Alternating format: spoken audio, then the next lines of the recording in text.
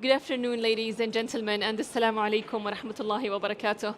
My name is Fatma Fahad, and I'm thrilled and delighted to be here today to welcome you all to this wonderful bunch of presentations that we are about to have. So if you want to feel comfortable and free to move up so that we can be close to each other and cozy up to one another and feel comfortable even listening to our presenters in just a moment, that would be great. Sure, we have plenty of empty seats. Thank you.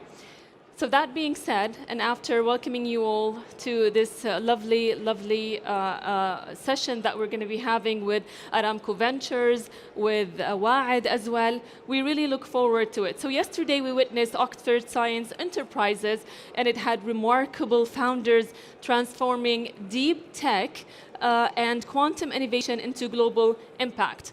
Today, however, we got to turn the spotlight, so to speak, to Aramco Ventures, Wa'ad Ventures, and Prosperity 7, a powerhouse trio fueling the next generation of industrial and energy innovations. I know I'm excited about that, and I'm sure you all are excited to it. So remember to explore the Roadshow Investor Briefing, and please schedule one-on-one meetings with today's founders as you see fit. They are ready and excited and looking forward to meeting each and every one of you.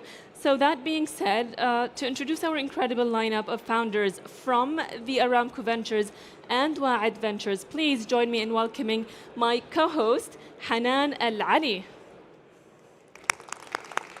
Hanan, the floor is yours. Thank you, Fatma. Thank you, Fatma. Good afternoon, everyone, and welcome to the Aramco Ventures and Wa'ad Ventures Investment Roadshow. My name is Hanan Al-Ali, and I'm delighted to be the co-host for today's session. Today's program brings together some of the most promising startups from across our venture portfolios, both from Aramco Ventures and Wa'ad Ventures, the two dedicated venture capital arms of Aramco. Aramco Ventures invests globally in transformative technologies, while Wa'ad Ventures focuses on empowering and localizing innovation here in Saudi Arabia. At Aramco Ventures, our mission goes beyond capital. We invest in technologies that advance the energy transition, AI and digital innovation, industrial automation, and sustainability, always with the goal of creating strategic value for Aramco and for the kingdom. Together with Wa'ad Ventures, we represent two parts of one innovation ecosystem, linking global breakthroughs with national impact. What you'll see today is just a glimpse of our global portfolio, a lineup of companies currently fundraising and solving some of the world's most pressing challenges. So let's begin with our first founder, AJ Abdullah, who is the founder and CEO of Beyond Limits.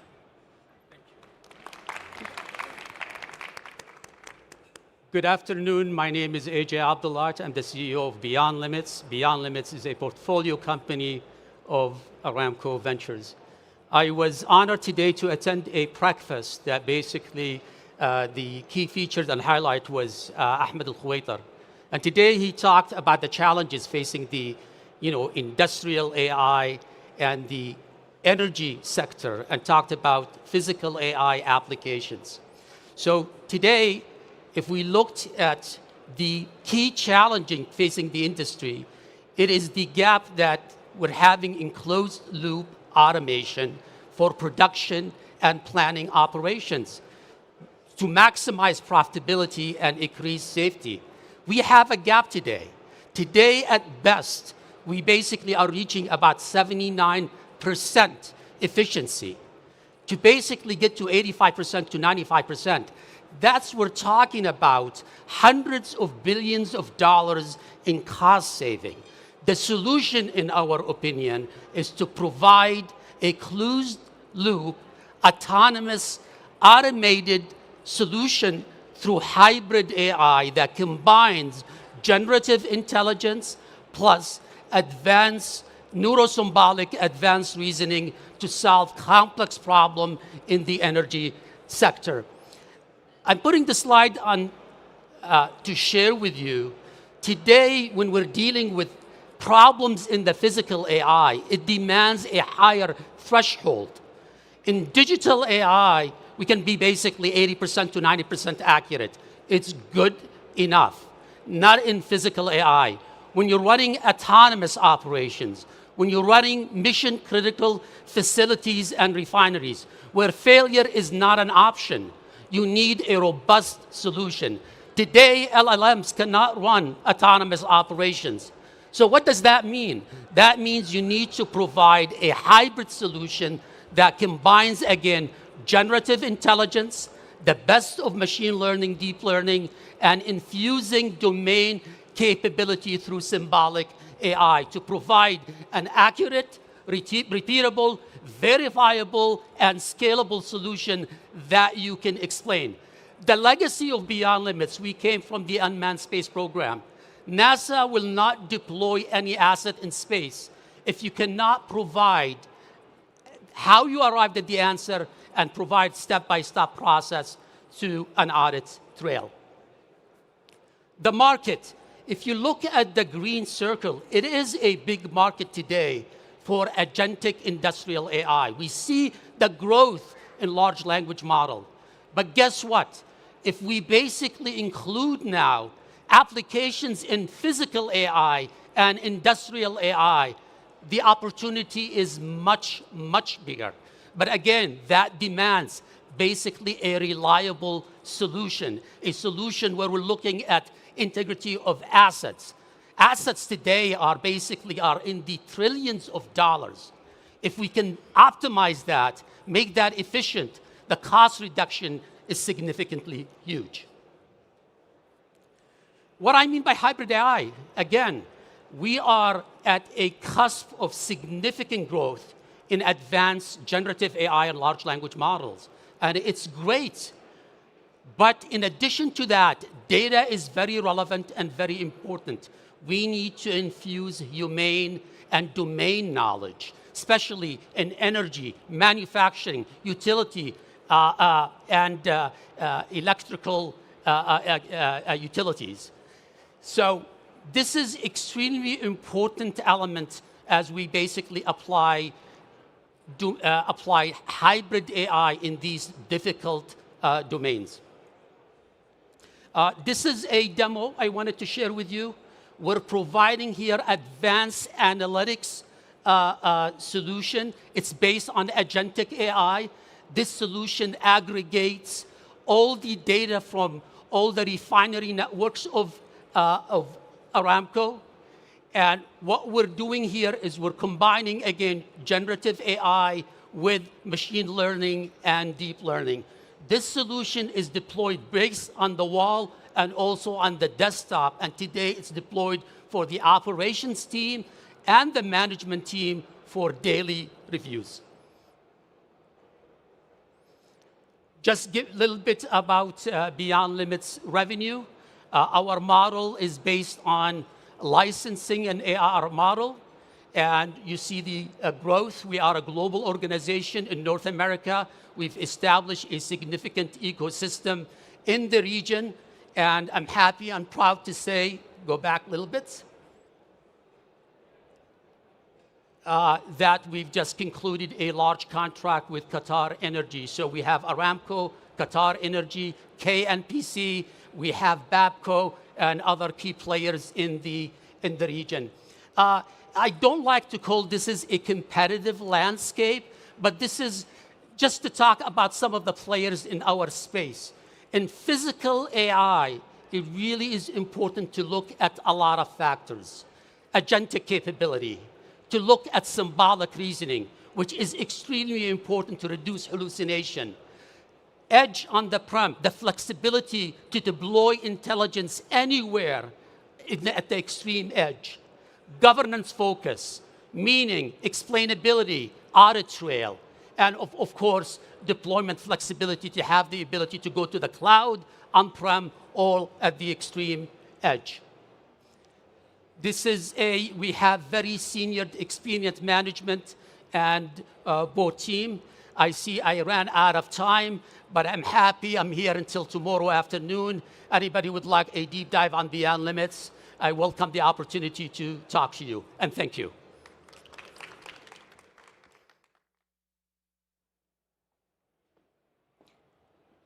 Thank you, AJ. Next up, we move from cognitive intelligence to clean energy innovation with Dr. Do from Heitzer Energy.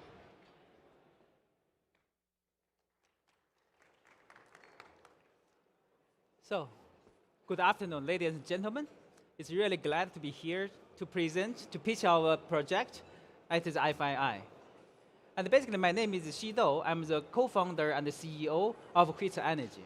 What we are doing, we are trying to commercialize the high performance and high safety solid state battery. We are seeking about 30 million of fundraising to accelerate our commercialization process. So the problem, the issue, we know that lithium-ion battery has the largest, let's say, market share in the energy storage sector. But what's the root cause about the safety? Basically, when we discharge of our batteries, lithium ions transport from the cathode to anode, get 1 electrons from the external current to form the lithium atom. The lithium atom, unfortunately, is really reactive. It reacts with the liquid electrolyte to form the liquid hydrogen, lithium hydrogen. This is the reservoir of hydrogen. And also the electrolyte decomposes through this reaction into the carbon monoxide, methane, acetylene, and ethylene. And all these small molecules, they are explosive. And when our battery is engaged in the thermal runaway, when the temperature increases to about 200 Celsius degree, the cathode material starts to release oxygen. Therefore, in our system, we have oxygen, we have hydrogen, carbon monoxide, methane, ethylene, and acetylene. Therefore, the thermal runaway, its root cause is kind of explosion. And here is a short video about cylindrical batteries. Oops. And sorry, I think the video does not work here. Oh. Okay, just whatever. Double click. Oh. No, it just shows that in a couple of seconds, and these batteries will get the thermal runaway, all the cells get exploded. But what is a solid-state battery? In a solid-state battery, we don't have the liquid electrolyte anymore. We have the solid one. And by doing so, it could improve its intrinsic safety. And for the market, and it has huge market potential. Just from these 3 scenarios, we can see from 2030 to 2035, the market share of the solid-state battery would increase from 7 even to 9-fold. And this is, on the below plot, this is a roadmap for the pilot production of solid-state battery. There are also intermediate routes, for example, like a semi-solid-state battery and also the all-solid-state battery. And Heitzer, and we are commercializing it, and this year, start to the pilot production. And all the automotive OEMs, and they start the race for this, they have clear roadmap to accelerate it. And here is basically our technology. You can see that with our cells, it has high energy density and high power density. You can charge it within 16 minutes and discharge in 10 minutes. It has 1,500 cycles. What's most important is about its safety. It could pass the most stringent EASA FAA aviation test. What does this mean? And when we put these 2 cells into the modular, we trigger the thermal runaway. 1 cell got exploded, and the other cell does not get impact. Even the voltage does not change. In the modular, and when we have this 5 cells packed in the modular, we trigger 20% of it. It means 1 of it goes to thermal runaway, and the rest does not get any impact, and also its voltage does not change. Here is a short video. You can see that how it behaves. And when the fire starts, it burns for about 2 minutes. We observe and wait it until naturally extinguished.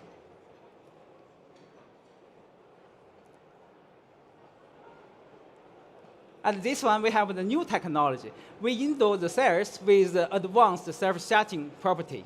You can see that at 115 Celsius degree, and the cells could shut itself down. The voltage drops to 0.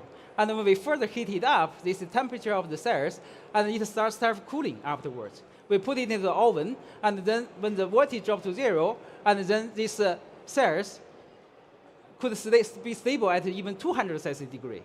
you can see after 2 hours at 200 Celsius degree, the cells is kept intact. This is the only one with high NCM, high energy density cells could pass this stringent test.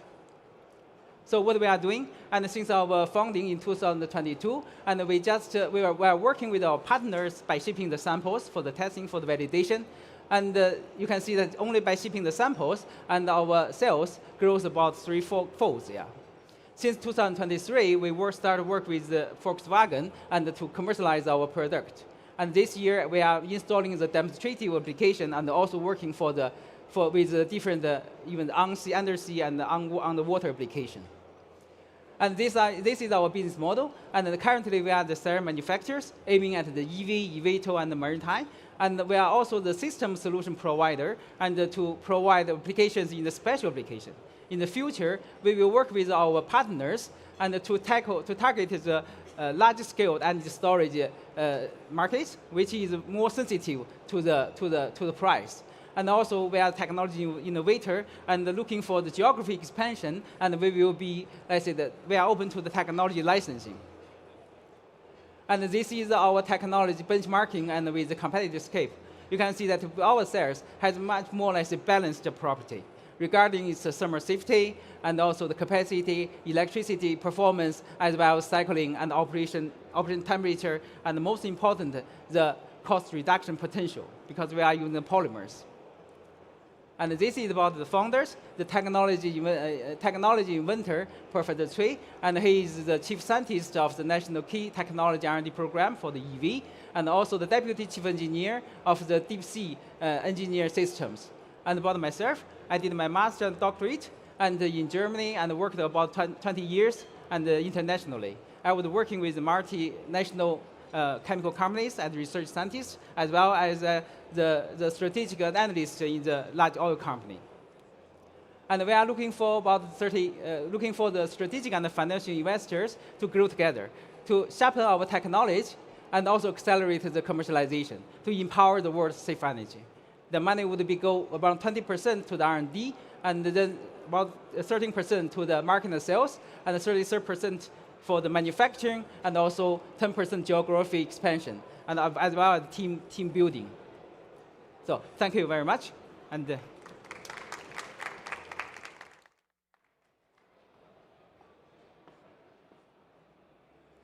Thank you, Dr. Shido.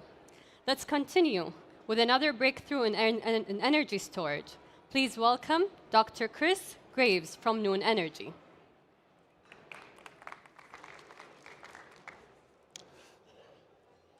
Hi, everyone. Great to be here. Thanks for being here during lunchtime. Chris Graves, co-founder, CEO of Noon Energy.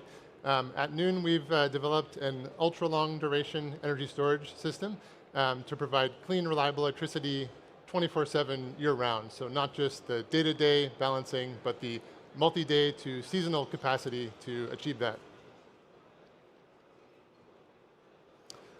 So high level, I'm sure many of you are aware that solar and wind power are now the lowest cost electricity sources. And the intermittency is, of course, the big obstacle to full scale up. This is a simple illustration showing the intermittency in the white there, and fossil power generation has to fill in the gaps, as shown in the middle. And then 10-hour short duration batteries can only cost effectively fill in part of the valleys. That's the blue there. So Noon comes in on the right. We can do the full balancing act and enable 100% reliable, clean electricity. Two big categories of use cases here. On the right side, we have this clean, firm power plant that we enable by co-locating or co-installing with solar and wind power. So you can think of it as almost like a generation asset, same high 100% reliability. On the left side, we've had a lot of demand from the data centers and other industrial loads, as you might expect. In addition to providing the solar paired option on the right, there's also other applications like transmission constraint relief. We can enable additional loads to come on with the existing transmission lines with this type of technology and other services like that. Just to drive home that clean, firm power plant version I mentioned. So again, pairing up with solar and wind with our 100+ hour long duration energy storage system shown on the left. Again, you could think of it like a generation asset comparable to all these. The nuclear options, hydroelectric, geothermal, and so on, all have different constraints to scaling, right? So geographic, for example, hydroelectric, you have to have a mountain already built. Nuclear has timeline and regulatory constraints and so on. So in our case, we think it is the most scalable and least constrained. Really only land area in certain rare locations to deploy enough solar. We call our system a reversible electrofuels type of battery system. It has very low cost and very high energy density storage. So you can see this very simplified diagram here shows the three core components of the system. That's the power block, the discharge tank, and the charge tank. The discharge tank holds the discharged storage media that's very abundant CO2 and water-based chemicals. You flow that through the power block and electrochemically energize them, put them into the charge tank, and that's sort of the charge cycle. And then for the discharge cycle, you undo all that to discharge electricity. So important to note this decoupling of the energy capacity, that's defined by the tank size there, and the power capacity, that's defined by that power block. A little bit like pumped hydro or like a flow battery. Leads to our very good cost structure for long duration energy storage. Compared to those two I just mentioned, it has much higher energy density, 20 times or more higher, so much more compact. That leads to a very low cost of incremental energy capacity in the dollar per kilowatt hour range due to that very compact energy dense tanks and also the abundant storage media inside of them. We've been through a lot of prototype stages. Now we have these multiple containerized demo systems built. This one is showing the in-build. It's now been completed and commissioned, and this is sort of our largest system size for now. We can tell you more about that if you're interested in these systems we've built. And just to kind of summarize some of the key takeaway numbers, I mentioned the 100 plus hours storage capacity. That's that multi-data seasonal to provide uninterrupted clean power. We're going to price it ultimately in the $20 per kilowatt hour range, and that's possible due to the very abundant elements I mentioned. That relates to the next line there. We only tie up around 1% of the critical elements compared to lithium-ion batteries. Very good for supply chain security and so on. And then I mentioned the energy density. Even compared to lithium-ion, we're much more energy dense for the same energy capacity, and even much more so than some of the other technologies like gravity storage and flow batteries and so on. And then finally, just to mention, still the only technology that we've seen, we've assessed everything that's able to provide that sort of 6 cents per kilowatt hour levelized cost of electricity, including the solar and wind power. So natural gas power generation competitive prices. We have some higher value applications we can sell into first to scale up and cost down, but this is ultimately what needs to happen there. I'll also briefly mention very complementary to lithium-ion batteries, so we're not trying to compete directly with them. When you sort of optimize it out in our analytics team, it ends up with a little bit of both, basically, and most of the energy capacity from our type of a system. Also a pretty unique business model, so this capital light manufacturing aspect. In the middle here, we provide the sort of assembly. We're buying a lot of off-the-shelf finished components from the left over there, have lined up a substantial supply chain with our suppliers already, and then we sell to product developers and other customers to serve some of these business cases down the bottom here. Very large total addressable market, as you guys might know, multi-trillion-dollar. And then I'll be real quick on here, running low on time, but we have a very strong customer pipeline, a number of use cases. Some of these customers down at the bottom go through a number of stages with us and then ultimately signing these multi-year off-take term sheet type agreements. We actually just signed, after these slides were sent in, with one of the big data center hyperscalers for like up to 1 gigawatt, 100 gigawatt hour deployment over a number of years. So very excited about that and happy to talk more about that. Excellent executive leadership team, diverse background, a lot of expertise. And then we're just kicked off a Series B fundraise for $65 million to support the initial manufacturing of these systems, and that's product launch, and scaling up and doing additional deployments as well. A lot of interest already, but please talk to us, myself and Eric, who's here as well. We'll be here through the end of the night, so if you're interested to be part of this, thanks.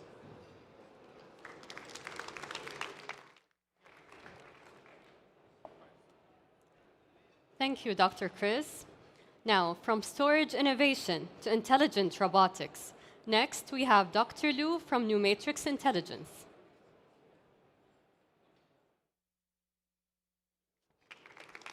Thank you. I'm very honored to be here to present our company, New Matrix. This is a global learning, intelligent robot embodied AI company, and we're seeking to raise the $15 million US dollar. So let's chat that, okay, what can we do the robot today? Oh, this is me. A bit dangerous. Yes, but we can do that. We use a force-centric behavior learning. That's why we learn the people behavior learning and can work it very, very well in our face. So what's the trend today? Today, the aging population is showing that the growth largely. So we had to solve this problem, the labor shortage. And what's the problem today? We also see a lot of the robot and the general robot and the embodied AI, but the most popular today, the frontier is the robotics is general manipulation that can manipulate everywhere, every object.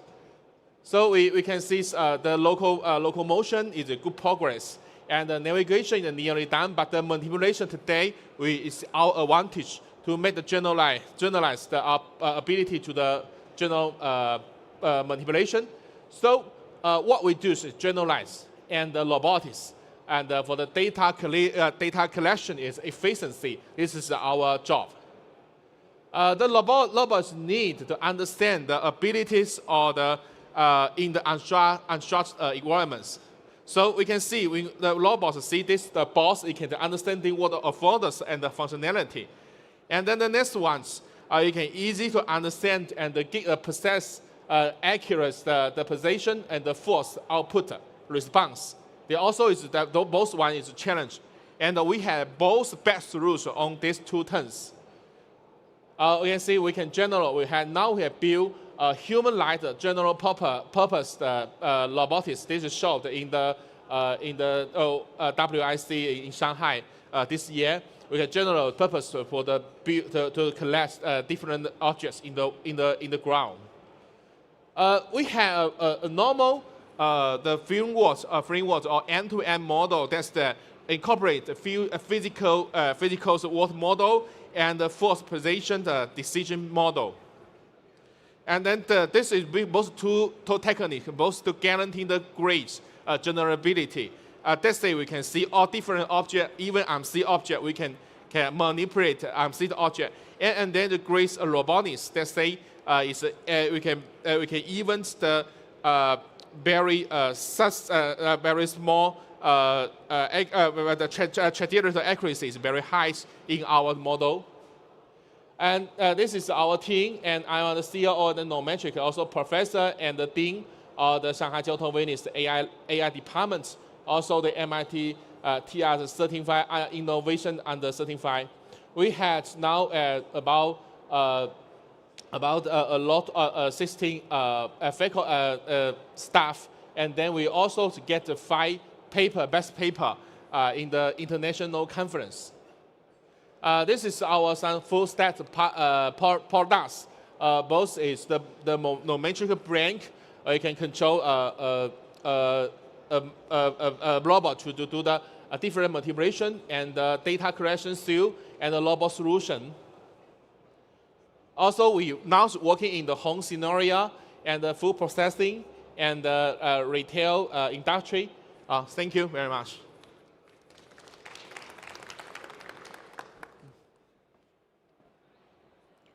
Thank you, Dr. Liu. Now shifting from robotics to healthcare, please welcome Mr. David Wald from CureCells. Thank you very much. My name is David Wald. I'm the CEO and co-founder of CureCells, and I'm honored to be able to talk to you about our company today. So our company is focused on the development of CAR T-cell therapies. CAR T-cell therapies have really revolutionized and transformed the treatment of a subset of cancers, dramatically improving patient outcomes, and have shown similar promise in improving outcomes of patients with autoimmune diseases like lupus and multiple sclerosis. Despite these amazing clinical outcome improvements in patients, these therapies are accessible to less than 1% of patients worldwide. And really the mission of our company is to transform this and to provide rapid delivery and accessibility and affordability of these CAR T-cell products worldwide. We're a clinical stage company with demonstrated clinical safety and efficacy through a phase 1 and phase 1b clinical study. And our fundamental platform technology that enables this is a less than 1-day CAR T manufacturing platform that greatly simplifies and accelerates the production of CAR T-cell products. We're therefore able to produce these at a very competitive cost, about a 90% cost reduction compared to the FDA-approved products, and a highly scalable platform that allows us to scale this globally. So what is CAR T-cell therapy? This is a type of personalized medicine where you start with a blood sample that contains T cells. Normally T cells, normal function is to kill off abnormal cells like tumor cells, but in cancer patients these cells do not function properly. So we take the blood sample, we take out the T cells, and we genetically engineer these T cells to express what's called a CAR, or a chimeric antigen receptor. This is an artificial receptor that imparts on the T cells the ability to recognize and kill the tumor cells. These cells are then traditionally expanded in the lab to large numbers for about a week or two, and then infused in the patient, and it's hoped that these CAR T cells then could find the tumor cells and kill them off. These have really, as I mentioned, led to remarkable improvements in patient outcomes. For example, in patients with non-Hodgkin's lymphoma, historically, only about 7% of patients with relapsed disease would attain remission with traditional chemotherapy. With CAR T therapy and other targeted agents, now well over 50% of these patients could achieve remission. Similar outcomes have been found for multiple myeloma as well. So despite these great successes, as I mentioned, accessibility of these therapies has been limited, and there's a number of problems that have led to this. You can see in the table here our pure cells approach, which we call the ultra-fast manufacturing process, compared to the approach used with the traditional FDA-approved products. Current manufacturing time takes about 1 to 2 weeks. This is an issue for patients with advanced cancers. There's about 25% of patients that will have significant disease progression before they can be treated. Our process takes less than 1 day. The manufacturing costs from large pharma are now estimated to be up to around $200,000 per product, leading to sales prices of around $500,000, which simply makes them inaccessible worldwide. We're able to make our products now for less than $10,000 per patient. And this is because of a highly scalable and simple workflow that we developed as compared to the highly complex, lengthy workflow used for the current FDA-approved products.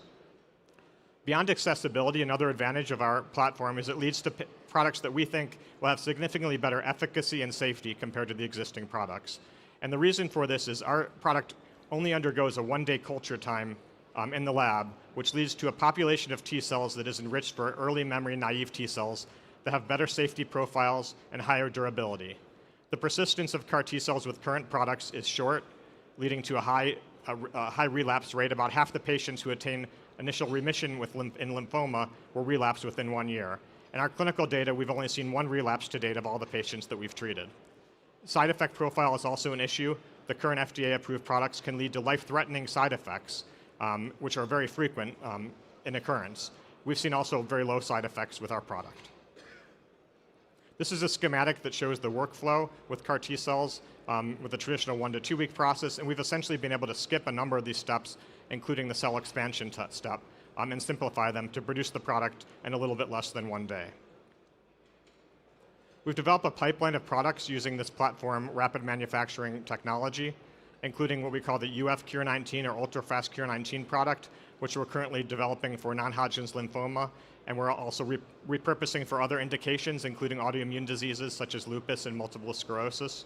We also have another clinical stage product, UF Cure BCMA for multiple myeloma, and a pipeline of CAR T products for solid tumors, which we call UF Cure X. As I mentioned, we've now completed a phase 1, phase 1b trial in the United States. This was a multi-center trial at the Cleveland Clinic, University of Iowa, and University of Hospitals Cleveland. We saw an 88% complete remission rate and a very low toxicity rate. The market is large, estimated at about $2.5 billion now, increasing to about $100 billion in 2032. And I'd like to end by mentioning some of the global validation we've had of our technology and the strong momentum that we are undergoing. We've recently been granted what's called RMAT designation from the US FDA, which gives us breakthrough and fast track benefits that can allow to expedited approvals in the United States. We've been recognized in a number of scientific settings, such as a recent global cell therapy meeting through the NIH, through over $2.5 million in non-dilutive grants to scientifically validate our technology. And we've now partnered with several top cancer centers worldwide, including recently signing a cooperation agreement with the King Faisal Hospital just 2 days ago. And so now we're poised to move our therapies into pivotal phase 2 clinical trials to hopefully lead to approval of our products worldwide. We're looking to raise $30 million to accelerate our clinical development, leading to the approval of our products and early commercialization, expand our pipeline, and support our US and Saudi operations. Thank you.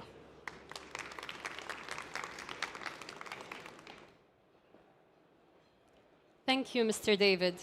Next, we turn to Dr. Yang from Infix.ai, who's redefining the future of LLMs. Thanks. Hi, good afternoon, everyone. So actually, I'm very excited to share what we have achieved so far. So-called co-generative AI. So before I proceed, I want to share two very important facts with you. So the first very important fact is actually current, the so-called fundamental breakthroughs for large language models or generative AI models are all related to problem solving, math problem solving, code generation, or something related to our daily life, right? So the fundamental reason behind that is actually when you train the models, they actually all use the data that crowd from the general web. But however, there's no so-called domain-specific data. That's actually what we're trying to achieve. Second, I'm sure you heard about a very exciting company recently, so-called Thinking Machine Lab, with 12 billion US dollars, claimed what they have done. Actually, we have done something very similar, but we started like 1 year earlier, so we achieved many more things. So let's proceed. So very brief of what we have done so far, a brief introduction of myself. Actually, I started working with generative AI models very early, dated back by the end of 2019. And actually, what made us really proud is that we actually helped both Alibaba and ByteDance build their foundation modeling team. For example, like the Quen, you definitely heard about that. Actually, that's my previous team. And also, I was named like the top 50 women in Web3 and AI by CoinDesk this year. Yeah. Okay, so that's actually a snapshot summarizing what we want to achieve. So all the big names actually you have heard so far is actually so-called centralization model. For example, DeepSeek, Quen, like ChatGPT, right? So what does centralization mean? Centralization means that you have to cluster all your data, all your computing resources in one place. But however, that's actually impractical in practice. And what we want to achieve is actually so-called decentralization. So decentralization and also like Thinking Machine Lab or Sakana, what they're trying to do is that we actually train your domain-specific models in local. Your data just keep it private. It never, you need to put it out. And however, after this well-trained domain-specific models, actually we'll get our foundation model by just merging with the small domain-specific models, but with very limited GPU resources. So indeed, that will be a fundamental breakthrough in the future. So in my own opinion, centralization will lead the technical breakthrough. However, if you really want to enable the revolutionization in every domain, decentralization will definitely be the future. So let's quickly go through what we have achieved so far. So definitely you heard about Meta Llama, right? The best open source models in US, and Quen, the best open source models in China.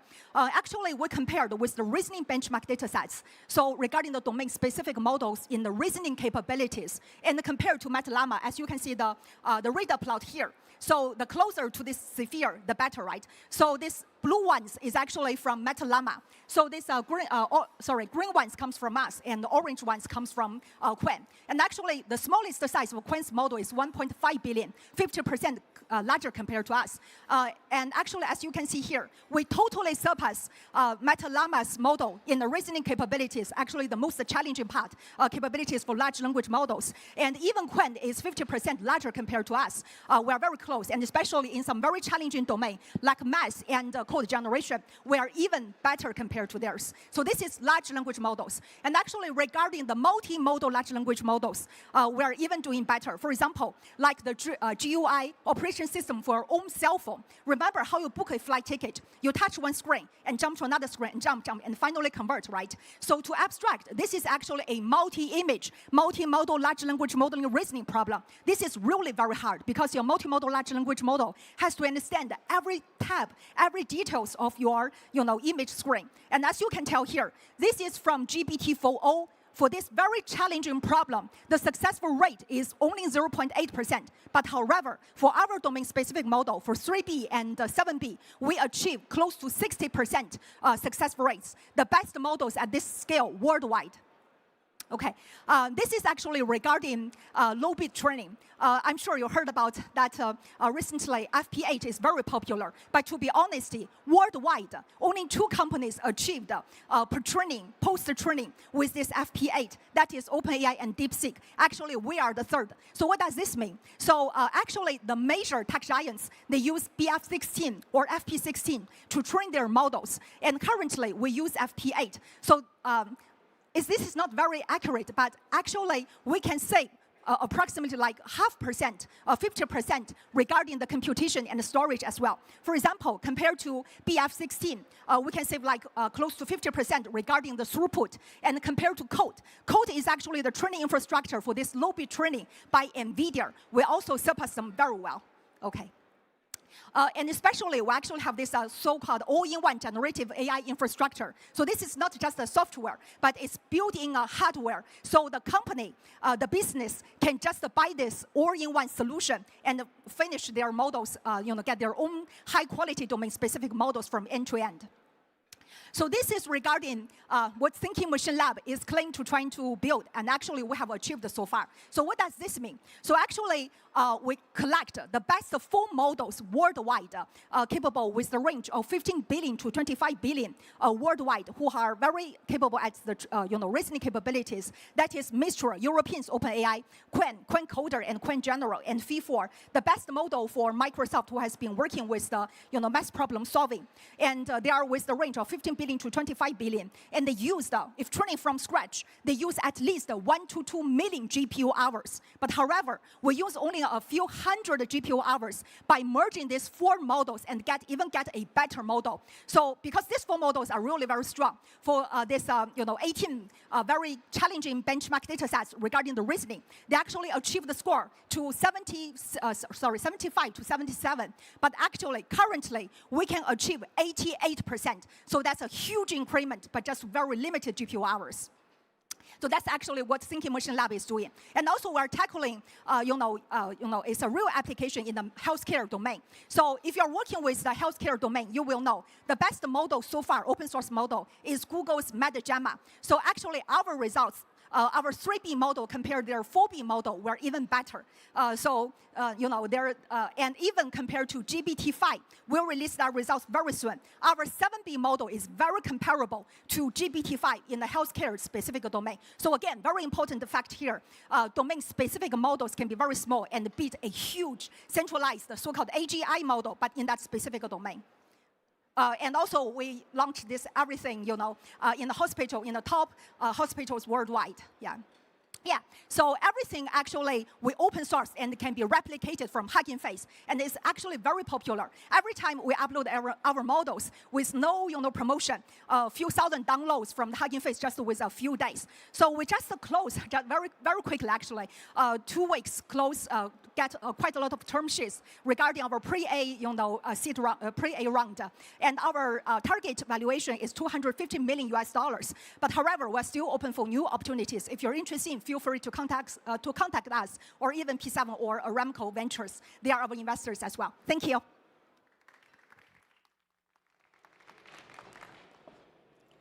Thank you, Dr. Yang.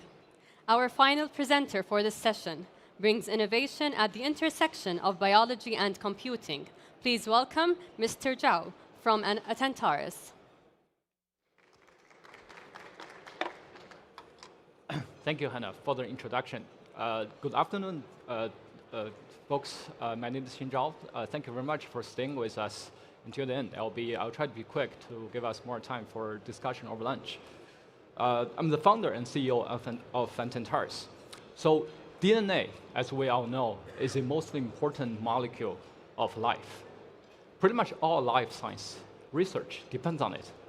Right? Reading and writing DNA are of core importance because reading DNA or sequencing DNA is to understand biology and understand life, while writing or synthesizing DNA is to engineer biology for our own purpose. While reading DNA, as of now, costs pennies. But the writing DNA, the same amount, is at least 100,000 times more expensive. So this striking gap between reading and writing is why AI can design biology much faster than labs can build it. That's a bottleneck for biology and for life science research at this moment. Let's look at how most biology teams work to understand this further. Right? So researchers can design a bunch of DNA mutations or sequences. Right? Then they have them built. Then they test them to see one of these works the way we want. Then we repeat this cycle 5 to 10 times to get the answer. So with modern AI, right, as a lot of folks are discussing it, the design has exploded. Thousands and thousands of mutations and sequences are available within blink of an eye. And testing is cheap. So the real problem, because sequencing is cheap, right?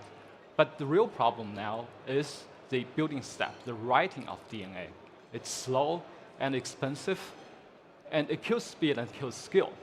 That's because everybody uses 96 well plate. That's the piece of plastic on your left and in my hand.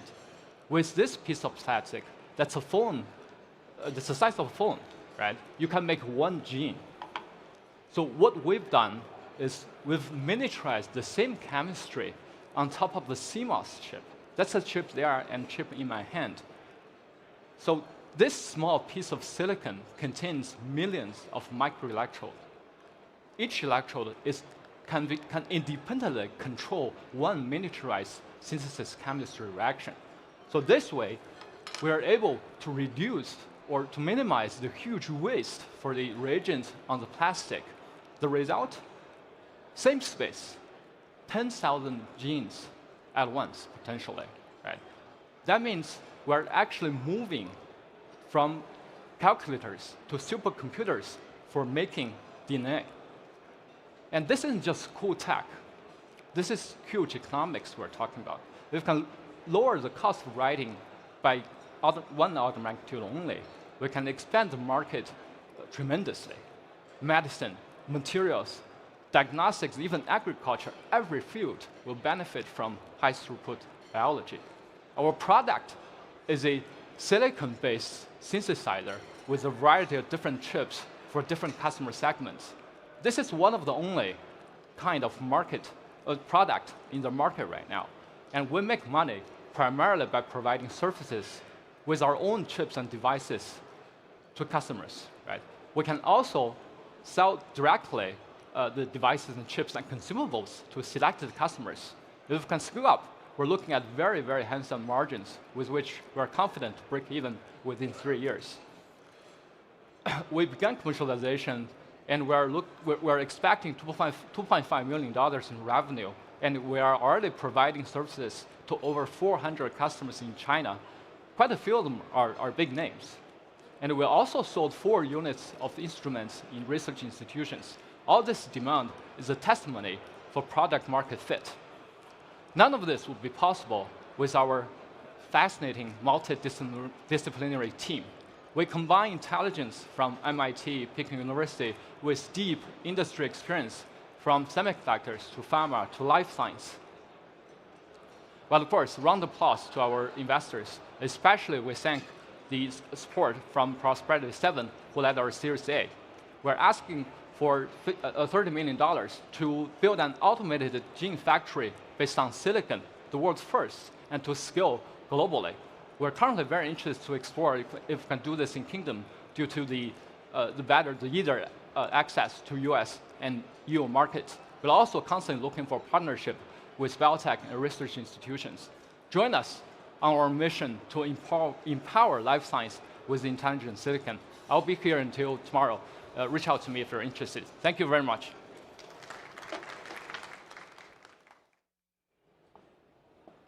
Thank you, Mr. Zhao. That concludes our first investment roadshow session.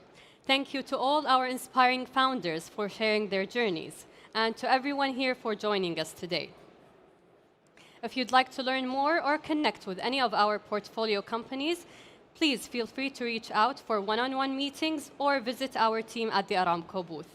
We'd be happy to explore potential collaborations and investment opportunities.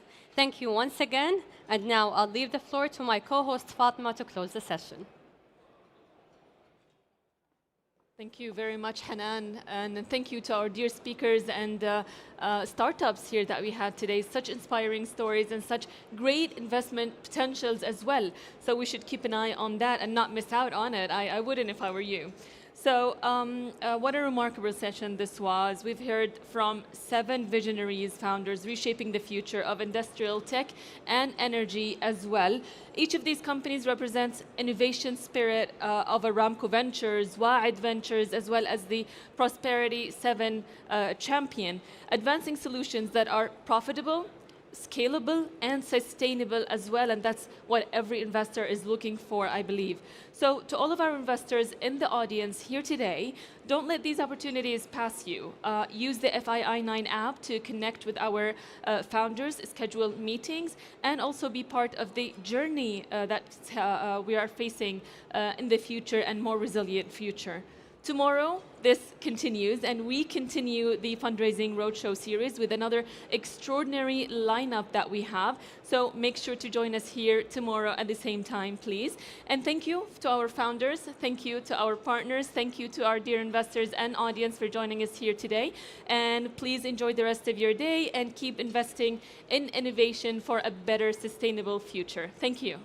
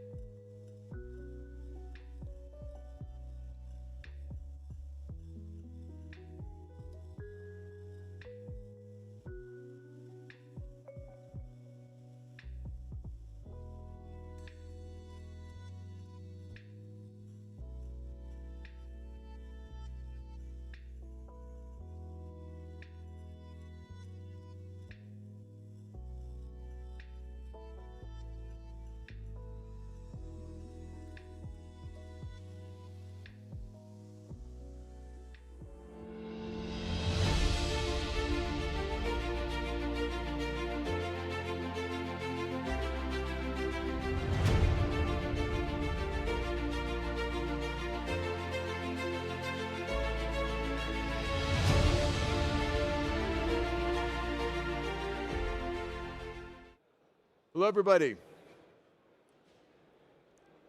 Good morning, everybody. If I can get your attention, can we get the sound up a little bit?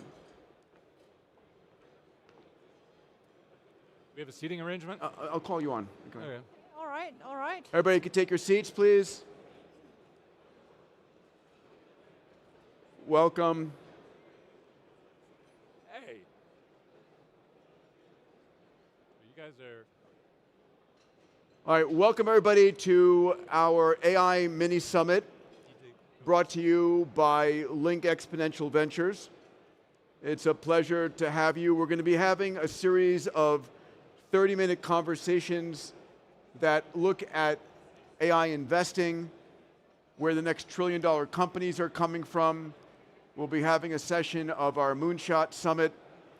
And I'd like to open with our first session, which is how will we fund the global AI revolution? To enable this conversation, it's a pleasure to bring on stage 3 leaders in this field. David Blunden. David is my business partner. He's a serial entrepreneur. He is the managing partner of Link Exponential Ventures with 23 startups under his belt, a long track record of a 44% IRR, a little over $1 billion AUM, based on the campus of MIT and Harvard. David Blunden, please come on up. Take a seat here. Thank you, David. Next up is Bonnie Chan, CEO of the Hong Kong Exchange and Clearing, HKEX, since March of 2024, bringing over 30 years of global capital markets, legal and listening transformation experiences. Bonnie, please join us. And finally on our panel this morning is Anjane Mehta, partner at Andreessen Horowitz, A16Z, investing in frontier AI, open source infrastructure. The man who's backed Anthropic on the board of Mistral. Please welcome to the stage, Anjane Mehta. Hey, on. So, how will we fund Take a load up, the Peter. global AI revolution, guys? So, I mean, when I think about it, we are seeing today, at least in the United States, $1 billion deployed per day into AI. The expectations are we're going to see that growing to $3 billion a day by 2030, and I expect it's going to blow through that. In fact, I'm seeing capital flowing to the exclusion of a lot of other things.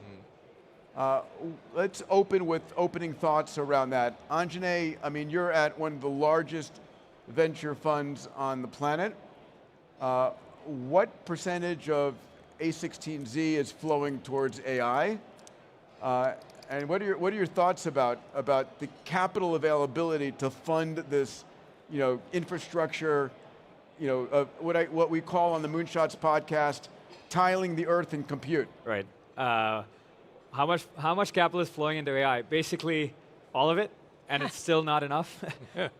Because the firm was founded to be a verticalized firm. We have an infrastructure fund, an applications fund, a healthcare fund, and all of those are now AI funds, right? Because AI is a cross-stack thing, whether you're working with teams that work training foundation models or building applications. I don't think anybody is not an AI investor anymore. On the other hand, what's also insatiable is the need for AI businesses, especially ones that generate tokens, that leverage the latest generation in reasoning models, which generate 10 times more tokens than traditional Gen AI models before reasoning. We're living through like Javon's paradox every day, where no matter how much infrastructure build out we do, no matter how many if algorithmic efficiencies there are, we somehow just need more compute, more infrastructure to serve the state-of-the-art demand in text, code, image, video. It's just sort of this insatiable explosion of use cases, and I just don't think we figured out how to change the traditional venture capital stack to fund all this growth, and that's why you're seeing, we try to fund entrepreneurs as much as we can, but then we got to pull in all the friends we can, whether that's NVIDIA as a strategic who invests on the cap tables directly alongside us. It might be a data center provider. There's just, whether it's Satya doing $1 billion investment into OpenAI as a nonprofit 4 years ago, or it's Amazon and Google investing in Anthropic. There's just all the rules are being rewritten about how you fund growth because we just need all the capital we can get. Bonnie, when I see an offering being made by Elon for XAI or by Anthropic or by OpenAI, instantly it's filled. I mean, people are fighting to get into these deals. And no one's asking, is the valuation, is the deal going to make sense? They're just throwing capital at this. How are you seeing it from your perspective? Well, first of all, I do agree with the comment that Anjay made, which is the insatiable demand, right? I mean, just everyone wants to pour money into it. But I must say, Peter, it's very interesting how you put together this panel. Because, as I see it, I'm sort of, stuck in the middle of these two gentlemen. You represent the private side, shall we say, the VCPE community. I'm the old-fashioned stock exchange. I do public offering. I do IPOs. And so, how are we going to fund it? I think there are many different ways. But suffice to say, given that, Hong Kong Stock Exchange, obviously we're in Asia. And I would say, given the demographics, there is an emergence of a lot of, a big population of retail investors. We tend to now call them pro-tail investors. With technology, now everyone have their own trading theories and strategies and whatnot, and they can execute, in a rather sophisticated manner. So I must say that, from my vantage point, I still think whatever ways is available which can bring as many different pockets of demand, right, from different investors at all corners of the world, will probably be a good way to support the development of AI on the one hand, and really quest that insatiable demand on the other hand. So to put things in context, we've done quite well this year in the IPO space. In fact, Hong Kong is now #1 on the global IPO league table this year. Thank God. We have 300 deals in the pipeline waiting to get done. We have already done about 80 year to date. And I would say of the 80 which has been completed and the 300 which is still waiting in line, about probably half of it has something to do with AI. Now, there are different manifestations, but I would say especially with the companies in the Chinese mainland, these days if you are not already doing something with AI or being at the very center of the AI development, you're probably quite unable to compete and be successful in your business. So this is sort of my answer to your question. I think really, just given how much capital is needed to support the growth, whether it's private, whether it's public, whether it's credit, whether it's equity, does not matter. I think our common challenge will be to make sure that we find as many ways as possible that we match the capital with the opportunities. David, at Link, you're seeing and investing in companies as the first check. Yep. Companies born out of MIT, out of the CSAIL, Computer Science AI Lab, and out of Harvard. What are you seeing as the growth of companies going into AI that is feeding the pipeline at the early stage? Well, I'll tell you, there's a reason Bonnie's on this panel and sandwiched between the startup guys, because the amount of capital required coming into these companies, like you said, $3 billion a day coming up. US venture is $200 billion a year. So it's not even close. 5 times more money needs to come from somewhere. Mm-hmm. And so as Anj said, some of it comes from NVIDIA, some of it comes from corporate venture. But these companies like Mercor, one of the ones in our portfolio, valuations went founding 30 million, 300 million, 2 billion, 10 billion. In what time? 2 years? 2 years. So first of all, the $10 billion number is unprecedented in 8 or 10 years. And what used to be incredibly rare is now incredibly abundant, but the amount of capital going into the sector way outstrips the venture funds. And so what we generally see is the corporate money, the NVIDIA money, comes in to fill the void, but the people working there, Anj types, they say, well, this is really fun, I'm glad I made that Anthropic investment, but I'm going to go do my own fund. So the talent tends to eventually come out of the corporations and go into the 2 and 20 private sector to fill the space. So I think that trend is now drawing in a huge amount of money, which is why we're talking about it on this stage in Saudi Arabia.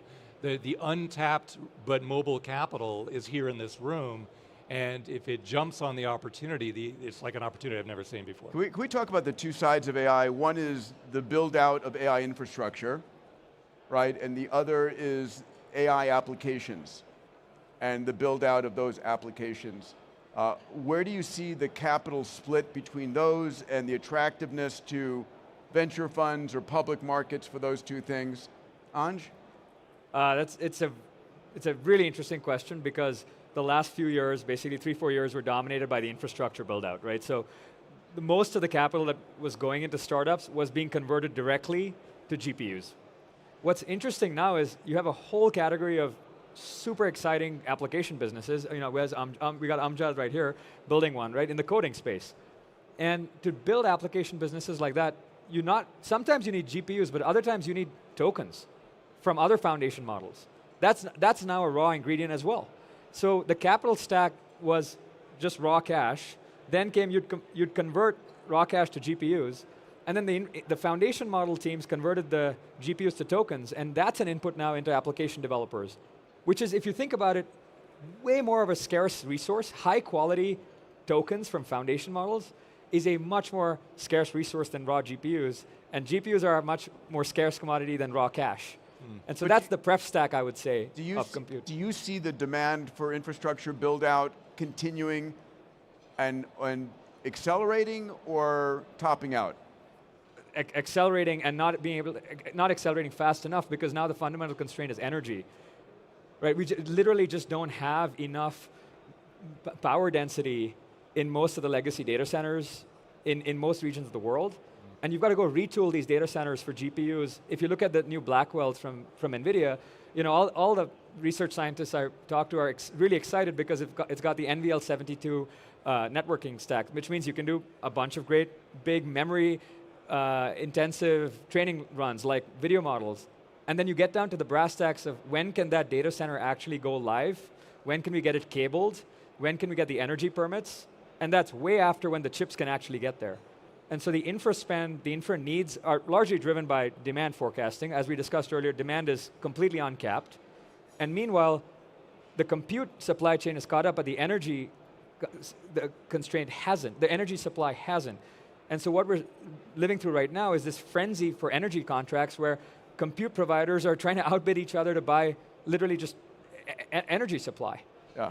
So depending on which part of the infra stack you're talking about, I don't see things slowing down from a funding perspective. Like the capex going into infra is not slowing down, but what we may be faced with a hard wall on is just energy scaling. We just don't have enough electricity to power the chips. Bonnie, what are you seeing in the public markets in terms of energy, data center build out, chip build out, application companies? Well, it is all of the above, right?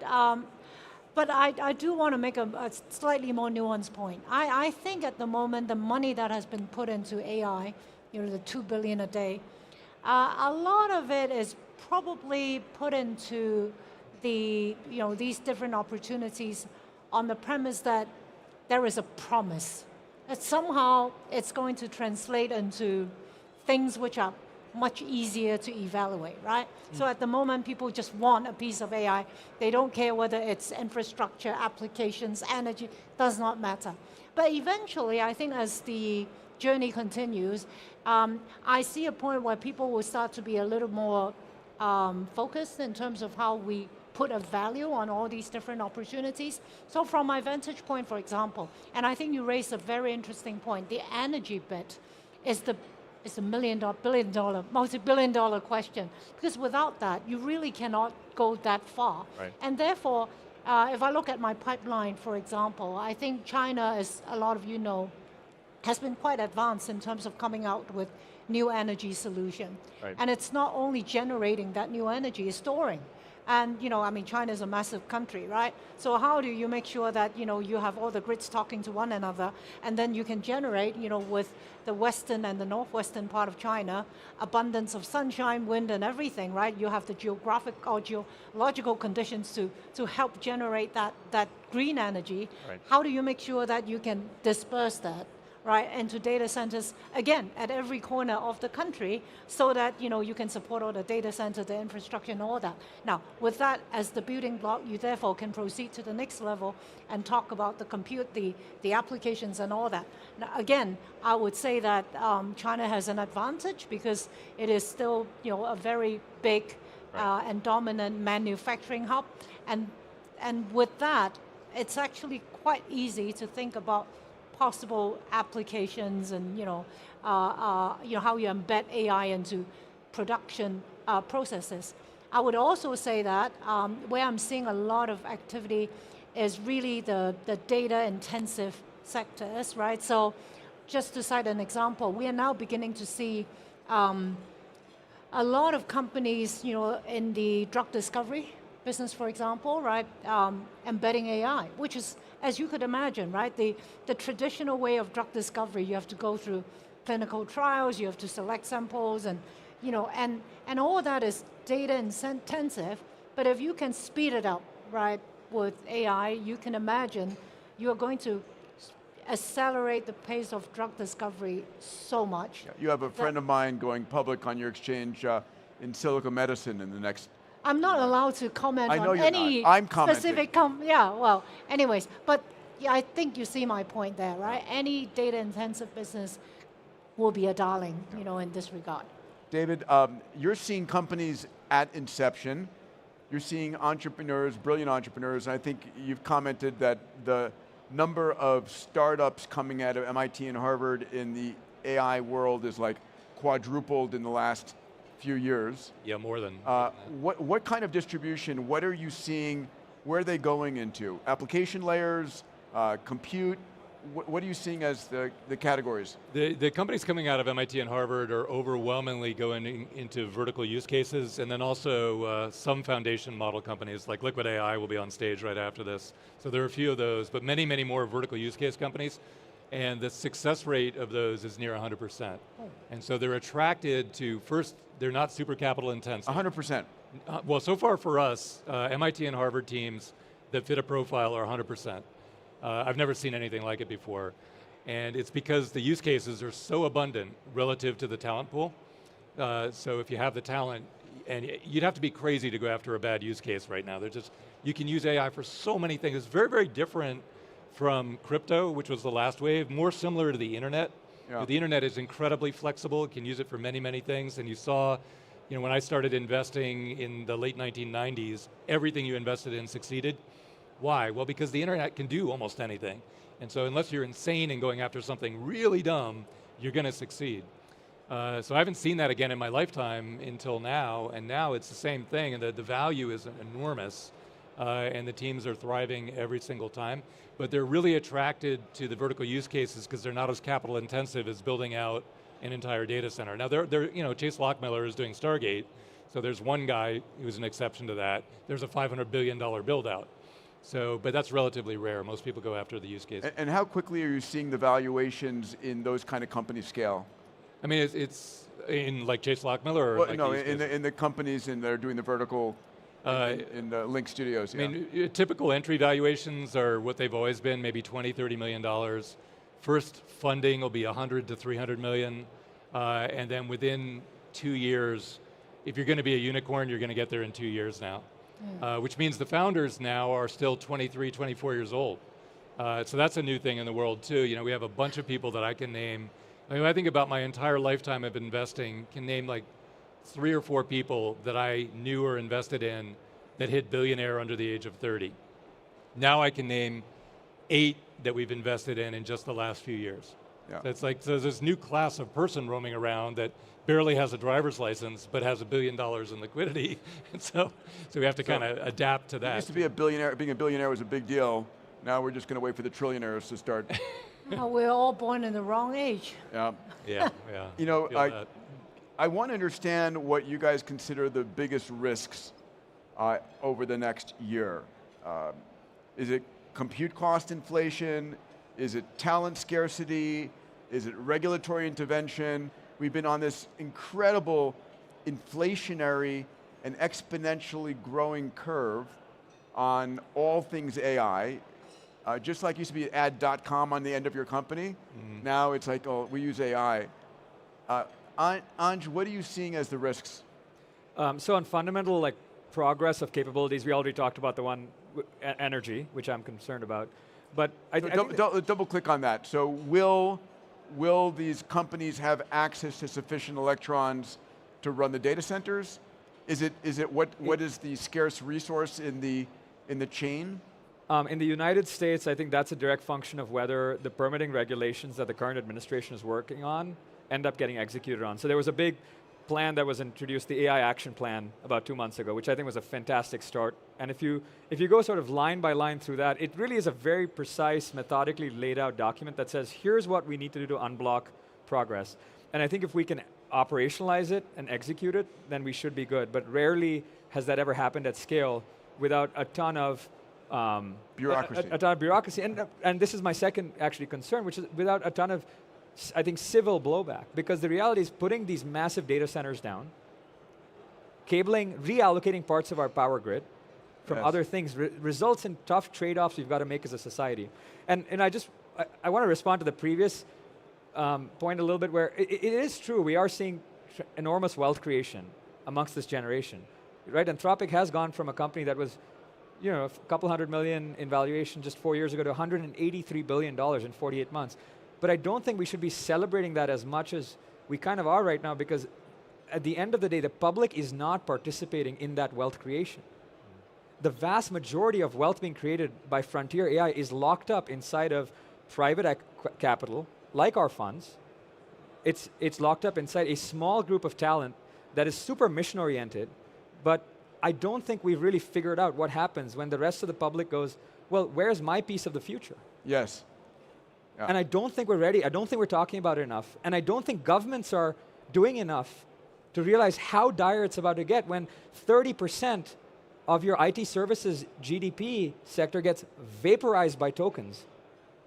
If you're India, for example, where double-digit percentages of your GDP are literally IT services, what do you do when Claude and GPT-5 tokenize like vast portions of that flow? I think we love to talk about productivity growth, and we don't talk about how to manage the short-term transition pains. And that's going to be ugly. So that you're adding that to our risk profile, civil unrest. Absolutely. Well, a good example of that too is just a few months ago when Sam Altman said, hey, I'm going to give everybody in the company a $1 million retention bonus. Everybody. And the intention was for that to be cool. The reaction worldwide was, that's not cool. And so now you're seeing the AI leaders, it comes up on the Moonshots podcast a lot, the AI leaders are really downplaying the rate of progress because the people that are picketing outside the door at OpenAI headquarters are lined up 8 deep now. Yeah. And they're like, look, all this wealth, you guys are all billionaires. What about everybody else out here on the street? And they don't need that. And it's, just to put a finer point on that, I know a number of the technology leaders and investors in Silicon Valley who have been getting death threats. Yeah. And then they lock down their companies, they lock down their homes. And this is before, we're seeing the CPI of electricity going up, but this is before we're seeing the real layoffs that will occur. Well, so I think this is important. I think AI is going to get blamed for a lot of layoffs that have nothing to do with AI. A lot of the layoffs we're seeing today from big tech companies are really just people correcting over-hiring during the ZERP era of 2010 to 2020. Well, also the print money era of COVID. So the easy money's gone, and a number of big tech companies that just thought they could keep chasing returns by over-hiring, which was a fairly rational thing to do then. In fact, the government was paying you to go hire. Right? Yeah. But the incentives have changed. So one, I just want to, there will be a lot of boogeymanning around AI that has nothing to do with AI. Agreed. Okay, but once we're through that era, what happens is people are going to start asking, why isn't my pension fund, my sovereign fund, my retirement plan participating in the AI wealth creation opportunity? And that's why I think, to the point of this panel, which is how do we fund the future of AI, we should be asking, how do you connect the frontier AI growth to public wealth creation? And there's a bunch of institutions whose job it is to steward our wealth. Sovereign funds, pension funds, state funds. Why aren't they investing on the cap tables? Yep. Why is it family offices? Why is it high net worth individuals? When we went out to raise the seed round for Anthropic, I made 22 introductions to them up and down Sand Hill Road. They got 21 no's. So we had to scrape together $100 million, which sounds like a lot of money, but which was a lot more money back then. Now, actually, to David's point, it may not be that much, but really that founding round had to be pieced together from angels and high net worth individuals, and I'm still shocked at how often today traditional sovereign funds, traditional pension funds are not being aggressive enough in managing taking their job as a steward of public capital and exposing it to frontier AI wealth creation. It's just not happening fast enough.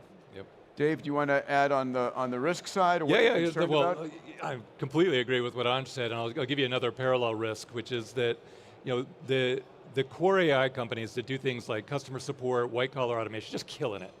I mean, adding immense amounts of value.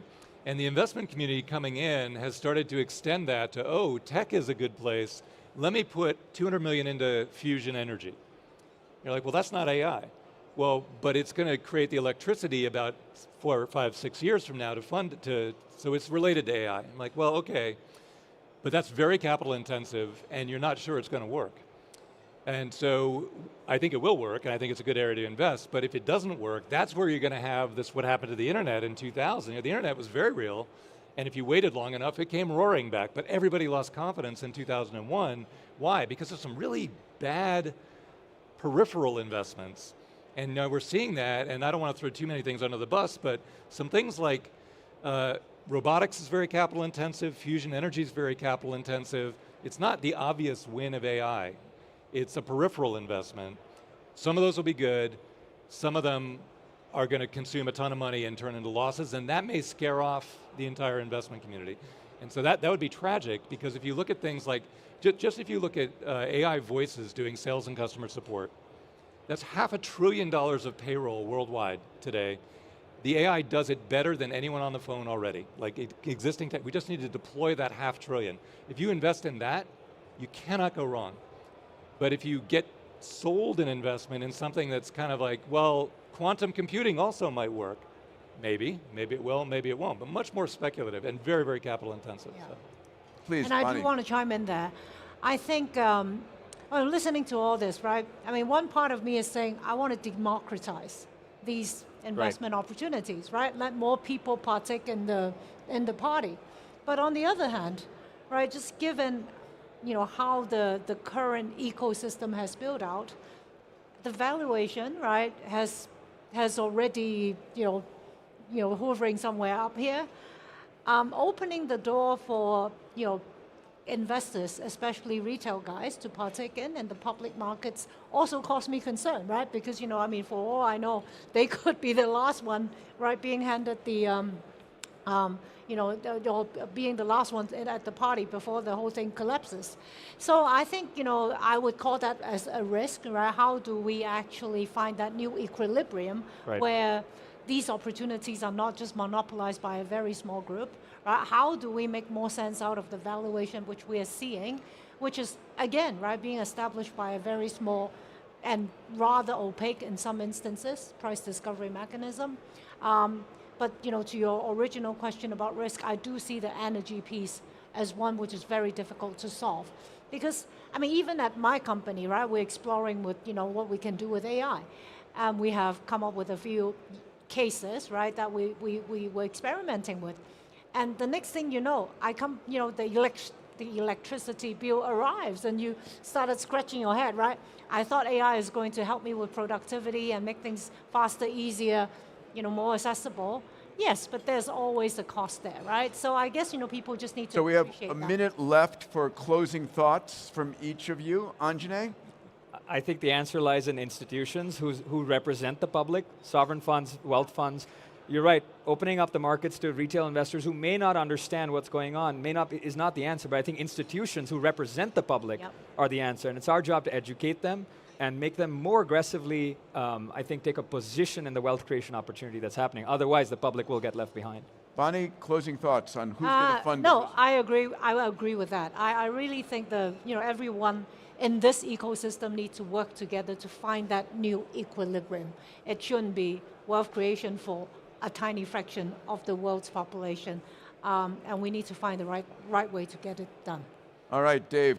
I think the most important thing that I heard on this stage today was what Anj saying the story of how Anthropic got funded.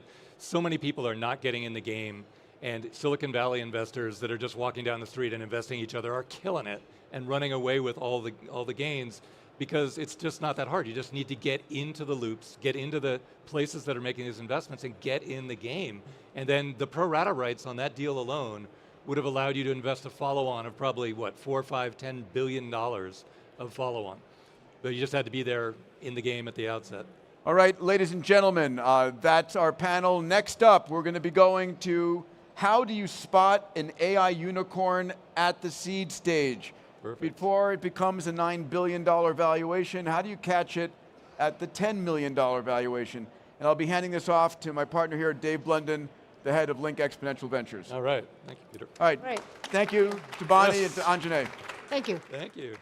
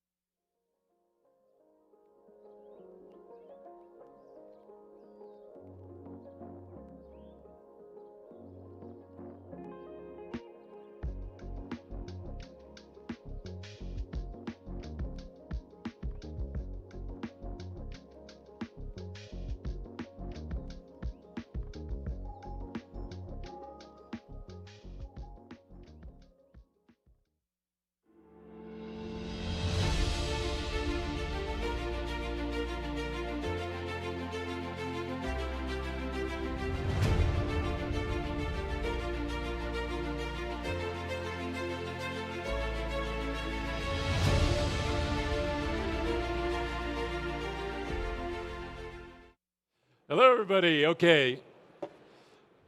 This is a session that you want to attend if you want to invest early and find the next huge seed stage capital gains. We actually have two legends, I mean absolute legends, who are actually a big inspiration for this region.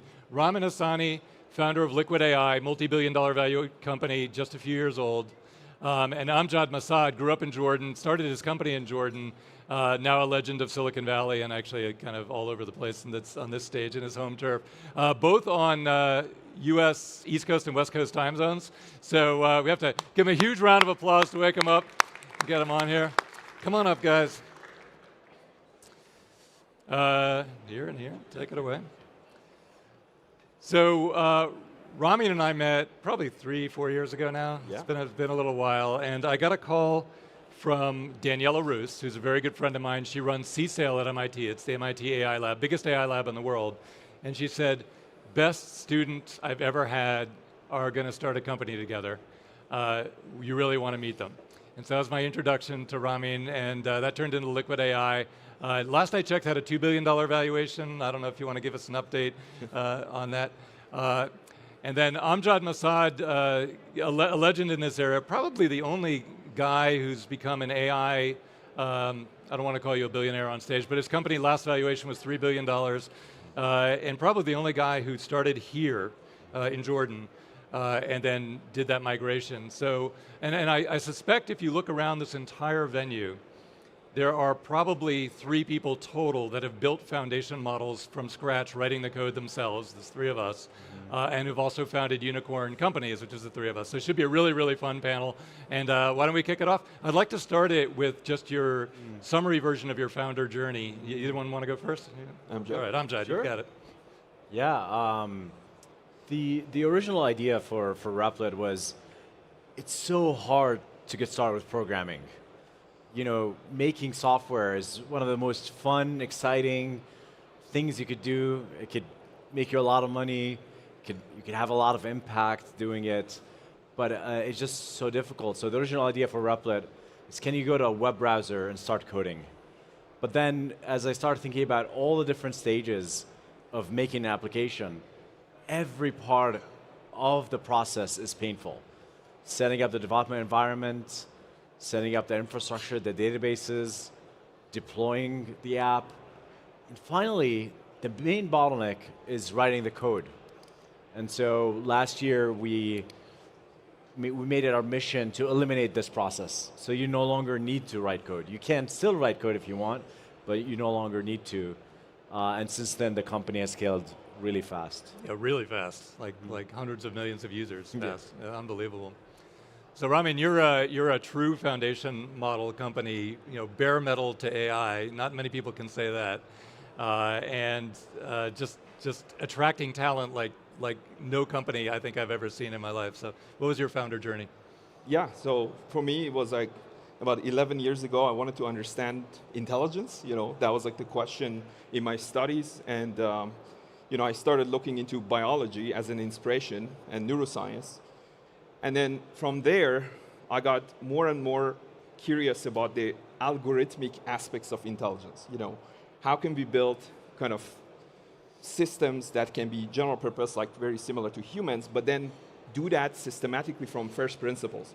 Like I started looking into brain of animals. I started looking into brain of worms, actually, like to understand how can we go from the brain of the worm that has like 302 nerve cells, 200 billion kind of nervous system of a human being.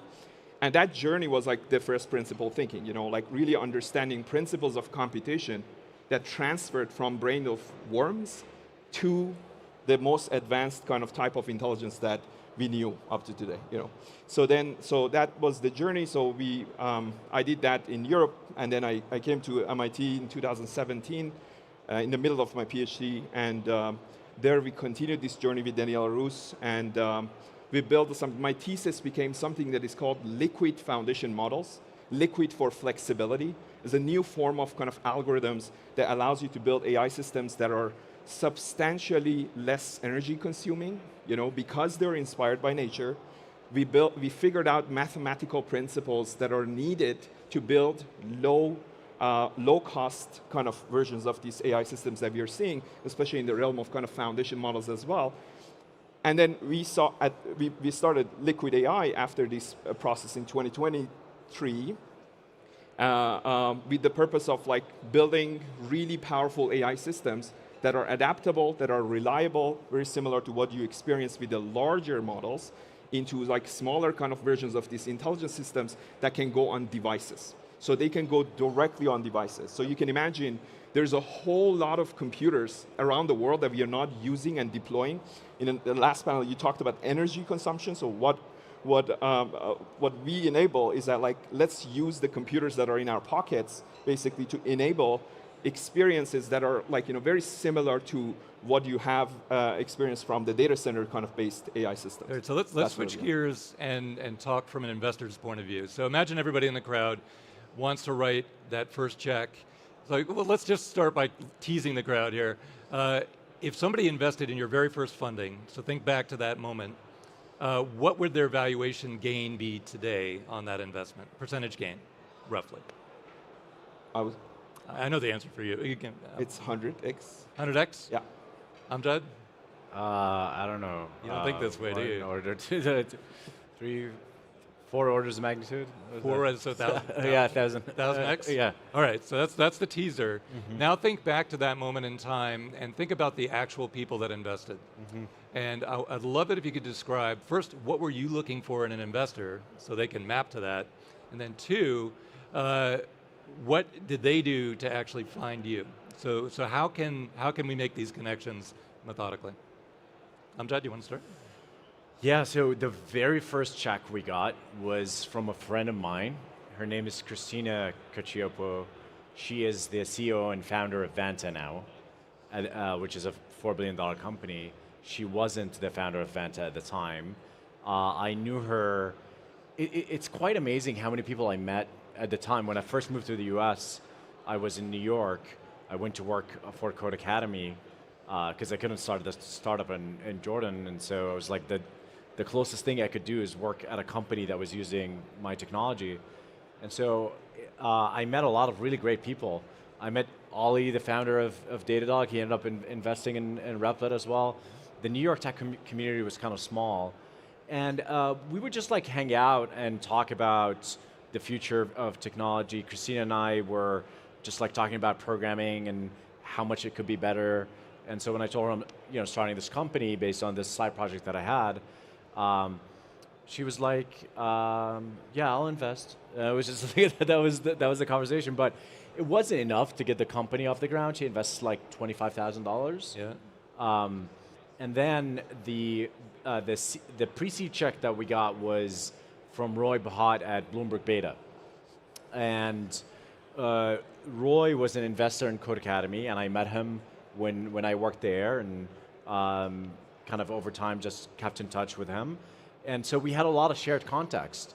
I was like, what we did at Code Academy, we just like taught all these people to code. We had amazing stories at the time, a lot less than we do now with people starting startups just from ideas. And I was like, we're seeing all these people learn how to code and then really fundamentally change their lives. With Replit, I want to make it so that anyone can do that. And without having to go through this journey of having to learn to code. And because of that shared context, it was a lot easier for him to make that investment. Yep. And I think they also knew my story and knew how hard we worked at the previous startup. And so it was a lot less risky for me to being someone who would take the money and not do anything with it. Yeah, you would have been a little bit harder to find than Ramin. Ramin had credentials coming out of his ears that would make him easier to find, but you're a little bit of a hidden gem there. And congrats to the investors. Yeah, but even after we got those investments, it wasn't really enough to get the company off the ground.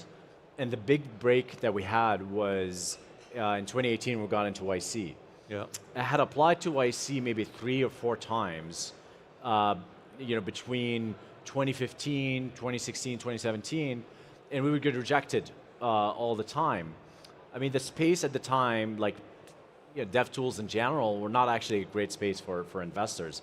That was pre the GitHub acquisition. So there wasn't any big exits. And then what I would do, and I still do this day, is just write things online. I like to, what people call build in public. It was a time proto build in public. I would write essays on my blog, and whatever problem we would face, I would write it about on the blog.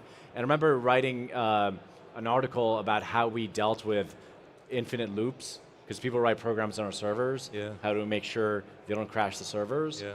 And someone put it on Hacker News, and Polgram read it.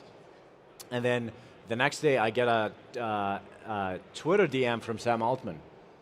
And Sam Altman is like, hey, I run YC. My name is Sam. It's like, I know who you are, come on. And he invites me. He's like, hey, why don't you come meet me? At the time, I thought YC was Mountain View, and he invites me in a place at a mission. And I go there, and it's a place called OpenAI. That was 2017. And he's like, well, actually, Polgram found you, and Polgram is really excited about what you're doing, because before starting YC, that was the startup that he wanted to start it, to make it easy for people to build things online. Yeah. And so we went from being rejected so many times to entering YC true Arab style via Wasta. Wasta is the word for kind of nepotism. So we got into YC, and from there, YC just opened a lot of doors. We raised from A16Z, from Anj Seam over there, and then it became a lot easier to raise capital. Yeah. Yeah. So Ramin, what's the equivalent story for you at JJ and the very first check that you got? Yeah, so ours was a little bit different because we were deep scientists. Like we were really discovering like some new math. So I mean, we published a Nature Machine Intelligence paper back in 2022 that we showed that we solved an equation that shows how two neurons exchange information with each other. This equation didn't have a solution since 1907, and we solved it. And then we thought that we're going to win a Nobel Prize, you know, but that was not that was not the case. So we started receiving a lot of inbounds from Silicon Valley. So everyone was saying, oh my God, so now that you have like a closed form solution, that on top of which you can actually build AI systems that are tens of thousands of times more efficient than what we have, what this transformer architecture can do, can we generalize this technology? Can we scale this technology? And that kind of opened up the door for us. And some of these people, like I met with a lot of VCs, I received like term sheets in my mailbox actually, so I really wanted to choose like from all of these things. So I got along with I deeply care about open science, you know, like science. I've been a scientist all my life, so we really wanted to do like an open approach. So Joseph Jacks of OSS Capital actually came about, and I really liked him for the fact that he was promoting open source. He was like the first open source, like dedicated open source fund to like all the open source kind of projects around the world, and that was like very inspiring for me. And I just got we four co-founders of ourselves, like we really got along with JJ, and then like we went off of like the 5 or 6 kind of checks that was in front of us. Like we chose JJ, and then he brought in like a bunch of angel investors that were like very high profile. Like we have Naval Ravikant, who's like one of our angels. Like we have co-founder of GitHub, Tom Preston Werner, invested in the company. Co-founder of Red Hat, invested in the company, Bob Young. And Dave also invested early on. Dave was also like locally like extremely supported us in that ecosystem on the East Coast. Because from the East Coast, we didn't have that much support at that time, and it was like a landscape was extremely different. But Dave was thinking like very differently at the time, and that's how we got started. Yeah, and I can tell you that companies, I mean, you guys are cooler than cool now, but at that stage, you're not cool, and it's very, very easy to actually network into these companies. And I know for a fact that you added a bunch of individual investors and anyone who was around the table who said, yeah, I'd like to throw some money in, would have been like, yeah, sure, of course, come on in. But there's an important thing in both of your stories there that, maybe the first point of discovery of the company, you had to be there, YC demo day. There's a structure there. It's not, you're not wandering through the streets of New York or Silicon Valley. There's actually YC demo day. And then your first investment with Joseph Jacks, any LP who's hanging around with that fund would get word that he's making this investment, come on, join the party.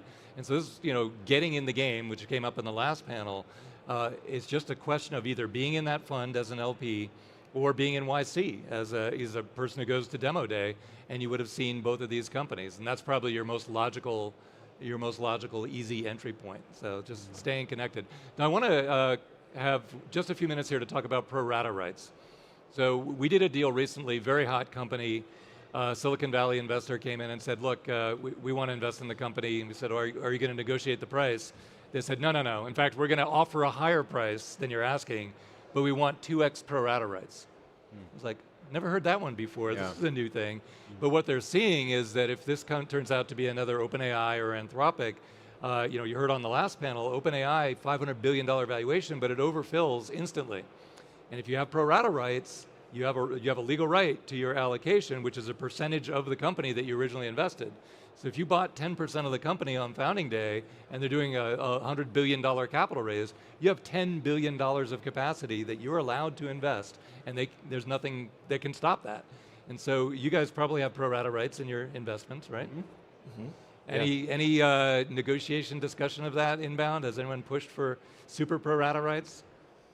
No, I don't think it's come up. It feels like a new thing. Yeah. As an investor, sometimes I ask for pro rata rights. So I've made probably over 200 angel investments. Oh, really? Yeah. Oh, this is a new thing too, actually. Yeah. So you have liquidity in your company already? Yeah. Yes, this is a relatively new thing I'm seeing a lot of, where you get liquidity in the private markets. The IPO hasn't happened yet. Yeah. Coming soon, hopefully. Yeah. But you get liquidity in the private markets, but you know the ecosystem of startups and founders really, really well. Yeah. So you recycle some of your own money early. Yeah, and similar to how Christina kind of invested in my company, you end up investing in your friends. Yeah. And you meet a lot of really great founders just being in the Bay Area. And so it's often a no-brainer to invest. And when a company starts taking off, like there's, you can call it momentum investing, but there's real logic for trying to like pour as much capital into that. And I did Perplexity at the seed, and every round I try to get more allocation.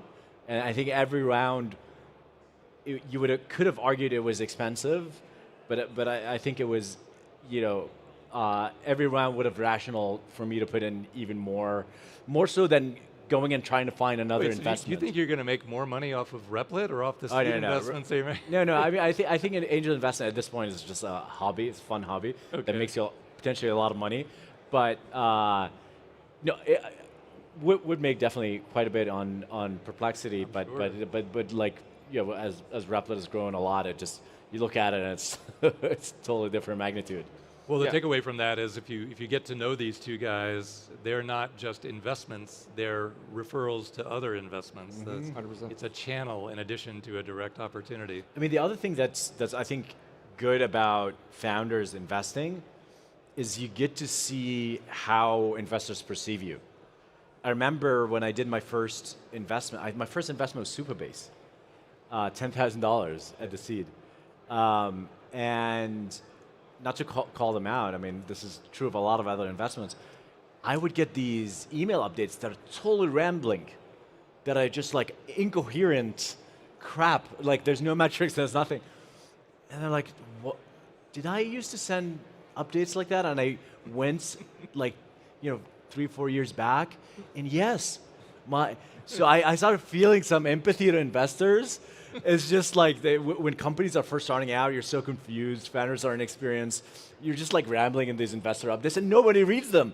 And I started telling founders, it's like, hey, actually no one is going to read your update. Just put some metrics, put an ask, and the rest maybe will read it or not. But yeah, that's very true. So that's one example. That's very funny. I remember my first journeys when I was like pitching for investors. Yes, your updates are very, very good, by the way. I don't want to. It's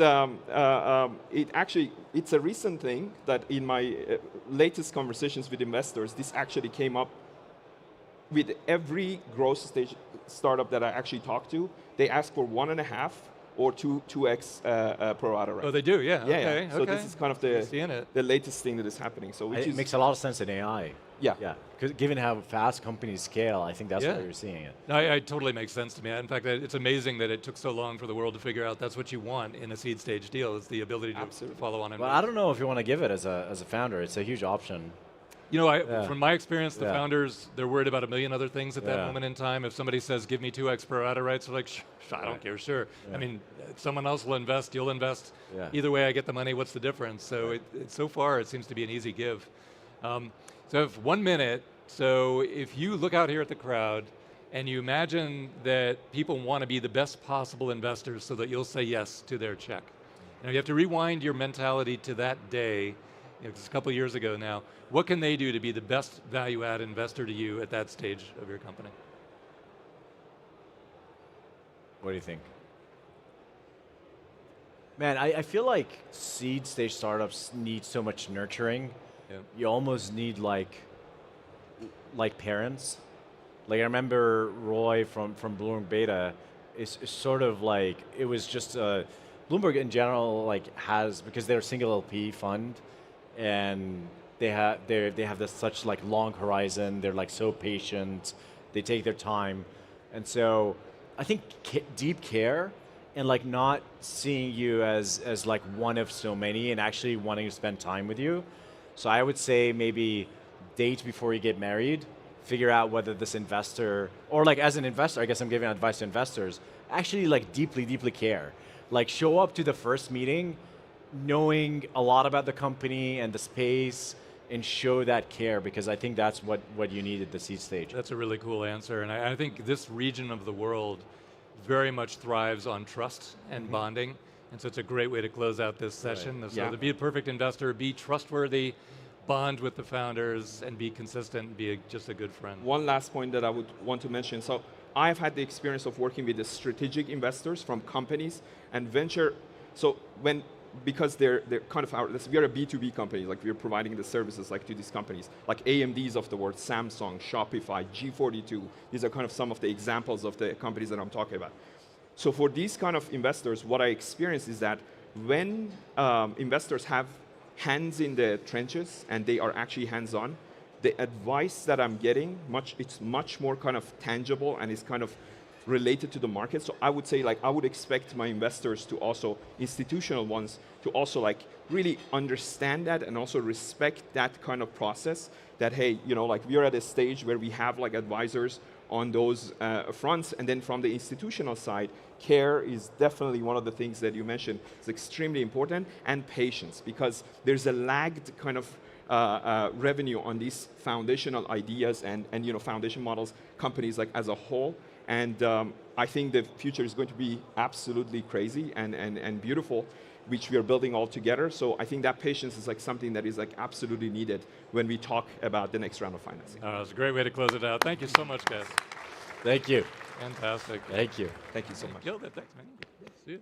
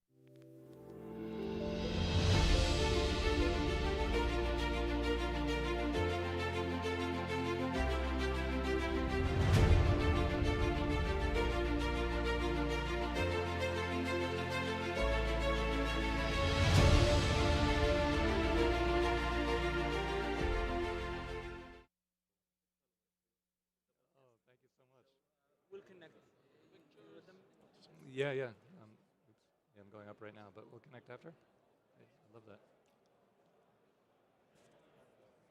All right, everybody, please take your seats. We're about to begin. Everybody, please take your seats. We're going to begin.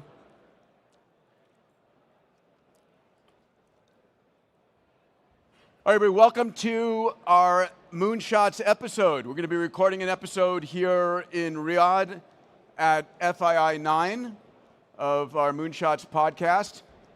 I'm very pleased to be joined by our Moonshot mates, Salim Ismail, the head of EXO. Salim, welcome. Let's give it up for Salim Ismail, everybody. Where do you want? All right, right here. Dave Blunden, my other Moonshot mate. Give it up for Dave Blunden. Dave? Okay. All right, buddy. And as a special guest, we have here Jack Hittery, the CEO of Sandbox AQ. Jack, bring it up. Jack, I can always count on you to bring the hat. And the energy. And the energy, for sure. Woo! Let's do it. A fusion power source. Let's do it. So, in our Moonshot conversation today, gentlemen, I want to cover 3 subjects. I want you to bring all of it to the table. Don't hold back. We're in the middle of this incredible location with 6,000 of our closest friends. Quick question. How many of you in the audience have listened to the podcast? Just show of hands. All right. Whoa, a lot of fans. A lot of fans. That's amazing. Okay. So this is a conversation on 3 subjects today. The first is energy. The second is robotics, and we're going to wrap up because we've got Jack here on quantum. So let's begin with energy. Question ultimately is, what do we do with abundant energy? And let me just look at my notes here one moment.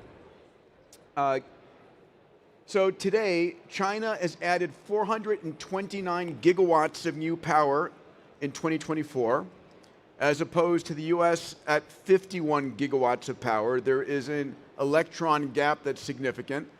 We're seeing the emergence of small modular reactors, SMRs.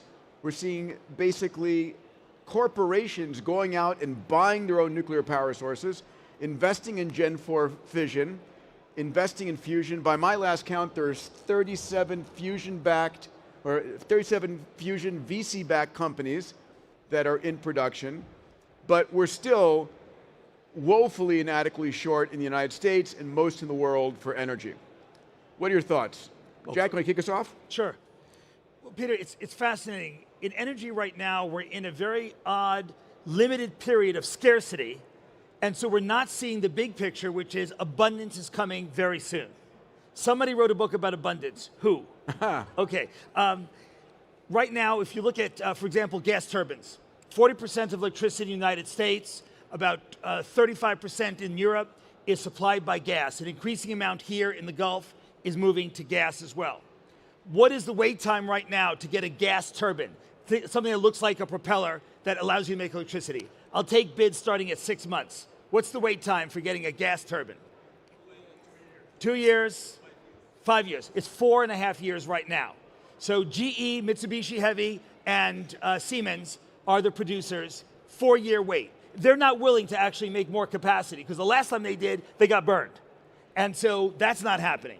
So we have this little odd period where there's lots of data centers, lots of AI demand, OpenAI, Stargates, all kinds of stuff happening, but you can't, it's very hard to make it happen. What's going to happen starting, though, in 7, 8, 9 years is we're going to flip the script to abundance. And what's going to happen is the SMRs that you just mentioned, Peter, on the nuclear side are kicking in, other nuclears kicking in. Various governments right now are about to build factories to make more turbines, and so that's really going to be fixed as well. And then in terms of solar and batteries, we're going to see step function change. Right now, we're at about 27% efficiency in terms of photons, light, going to electricity in solar panels. That's going to move up because of material science breakthroughs because of quantum. I'll give you another story exactly supporting what you said. I took a tour of the biggest quantum data center in America, and Jeff Markley had just built this thing. And he tried to buy 5 gigawatt generators. They're sold out. There are none. So he bought every 3 gigawatt generator that was left. So then he bought 1 million valves. I said, what are you going to do with 1 million valves? He's like, well, look, it's all liquid cooled. I'm going to need the valves, but the last time I tried to build something, everything was sold out. I'm not taking that chance anymore. I'm going to buy 1 million valves and be ready. Wow. So some valve manufacturing company just became a unicorn. Can I get a hand mic for Jack over here, please? Thank you. Salim, what do we do with abundant energy? So let's go to Jack Hittery's thesis. 7, 8, 10 years from now, we've got more capacity of energy than we've ever been able to use. Yeah. What are we doing with it? Well, I think it's very hard to project, right? We've had 10,000 years of civilization on a scarcity of energy. And suddenly we flip to abundance. We're going to have this amazing challenge of thinking through what do we do with it. If you have abundant energy, desalination becomes largely much less expensive, right? If you have fresh water, you take out half of all the infectious diseases in the world. The ripple effects start to propagate. Energy tips everything. Energy tips everything. Food becomes easy. And so the ripple effects are so profound. We have to rethink all of society. Think about the idea that the last 100 years, almost all the wars have been fought over oil, right? So hopefully we should have less wars. We're human beings, so we'll find other things to fight about. But it will decrease the need for overt aggression in the way we How many countries in the world do we have dependent on the petrodollar? Russia, Venezuela, obviously here in the Middle East. Probably about 40. And so what happens to their economies when we've got abundant energy from everything else? Huge impact. I mean, take Canada, right? I'm Canadian. 40% of exports are oil.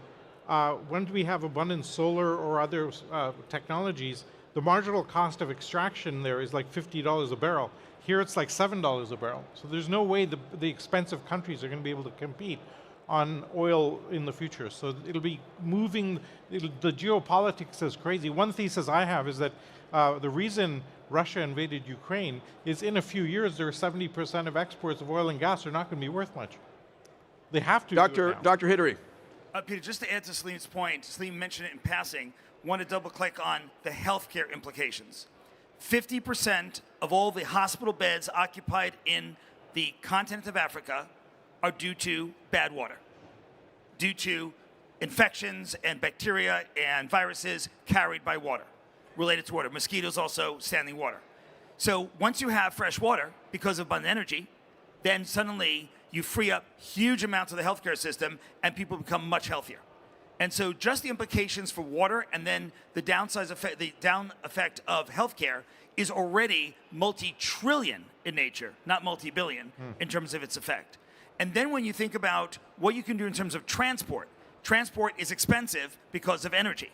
And so if you can now transport stuff from place to place, you again change global economics. So I don't think we're ready. I don't think the global political leaders have really taken into account what's going to happen starting 6-7 years from now when we flip from scarcity to abundance here. Closing thought, Dave, on energy? Yeah, well, so, we're right here in Saudi Arabia. Saudi is playing the cards absolutely perfectly. Because the way this will play out is that the data centers are moving to where the energy is. So this is a brand new thing in the world. The energy used to need to move to the population, hence all the tankers. The oil has to go there. But that doesn't work with it. It doesn't have to work that way with AI. The AI can come to the energy. So there's huge amounts of natural gas that gets wasted. There's huge amounts of oil that is expensive to export. Why not bring the data centers here? And there's solar. What's the quote on solar energy here? Was it you saying? No, it was Imad that was telling us about it earlier. Imad, what's the quote on solar energy so I can repeat it? 3? So the solar energy here in Saudi is 3 times cheaper than it is in the United States. Yeah, I was going to say, Aqua Power, the largest deployer of solar and wind, is a Saudi company. Yep. People think of Saudi as only oil, not the case. Yep. Yeah. So all right, I want to move to our second centers to the energy. Once the data centers are built, you're locked and loaded. The data center's not going to move. These are massive capital intensive. Once that's on the ground, no matter what happens with fusion, you're good to go. Fascinating. And then you have Bill Gross building the energy storage system. Bill Gross. And then off you go there. And we'll hear from him in a little bit. Let's move to our second subject, which is the world of humanoid robotics. Embodied intelligence. Last year I was on stage here, on the main stage here with Elon talking about robots. His prediction is 10 billion humanoid robots by 2040, and a price point of $20,000 to $30,000. We heard yesterday. Today I interviewed Dr. Robert Player the CEO of Boston Dynamics. Tomorrow, I'm interviewing the team from 1X. Today, 1X announced their pricing on their Neo Gamma robot. They're selling it at $20,000, and they're going to be leasing it at $499 a month. Now, this is before we've gone into production, right? When we get to millions of robots, tens and hundreds of millions of robots, we're going to see the price come down. At these price points, think about $10 a day, 40 cents an hour for labor running GPT 5, 6, or 7, or Grok 10, super intelligence. What do you guys think about robots coming? Jack? Just to kick off, the first 5 factories where robots are building robots have begun construction. There's 2 in the US, there's 3 in China. And so they're not ready yet, they're not in production, but these factories will be ready in the next 6, 12, 18 months. And that's where you begin to get some of the kind of scale that Elon's talking about. Not sure about the number he had, but the point is it's directionally correct. They're the iPhone production scales. That's right. And when robots can make robots, now we're in a whole different ballgame. And the second thing you add, of course, is that the LLMs, the software side is getting better, and that software gets implanted in the embodied robot. And therefore, the kind of programming we thought we had to do, back when a lot of us were thinking about robotics on this stage here, a number of years ago, we thought, wow, the coding, the programming. No, that's out the window because we now have an intelligence that can see something and do something.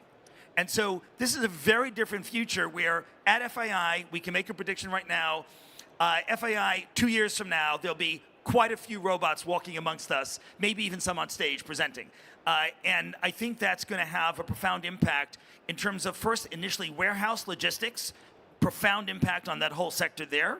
And then also in hospitals, we're seeing already penetration of about 20% of hospitals in America have some kind of robotic helper, not for medicine, not for surgery, but for the mundane things in hospitals. Bringing up the towels, the linens, the food, the medicine, things like that. But eventually, we're heading towards surgery, right? We're getting there, but right now, already adoption today.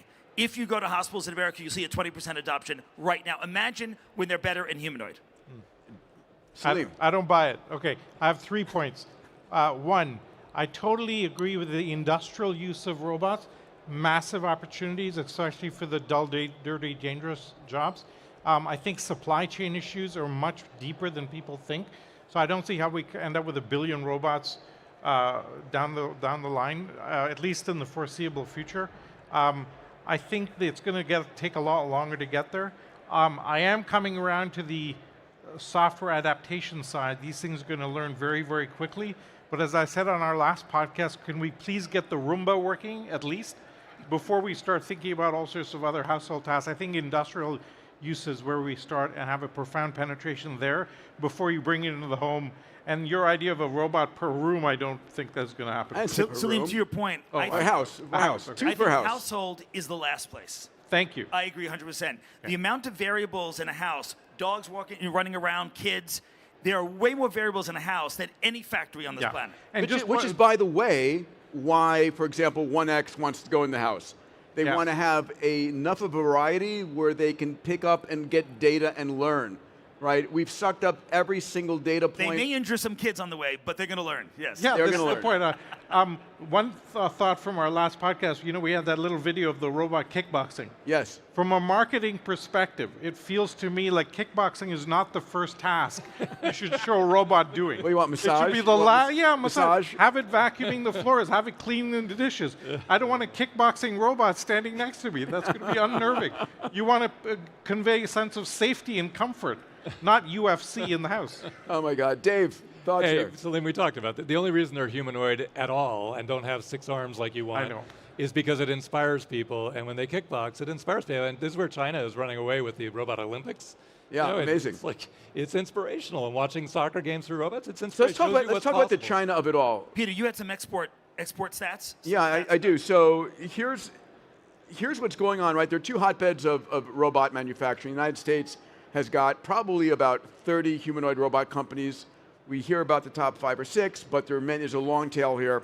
China is at least that. I'm putting out my humanoid robot report in about a week's time, and we're tracking on the order of 100 humanoid robots, a lot of them out of China.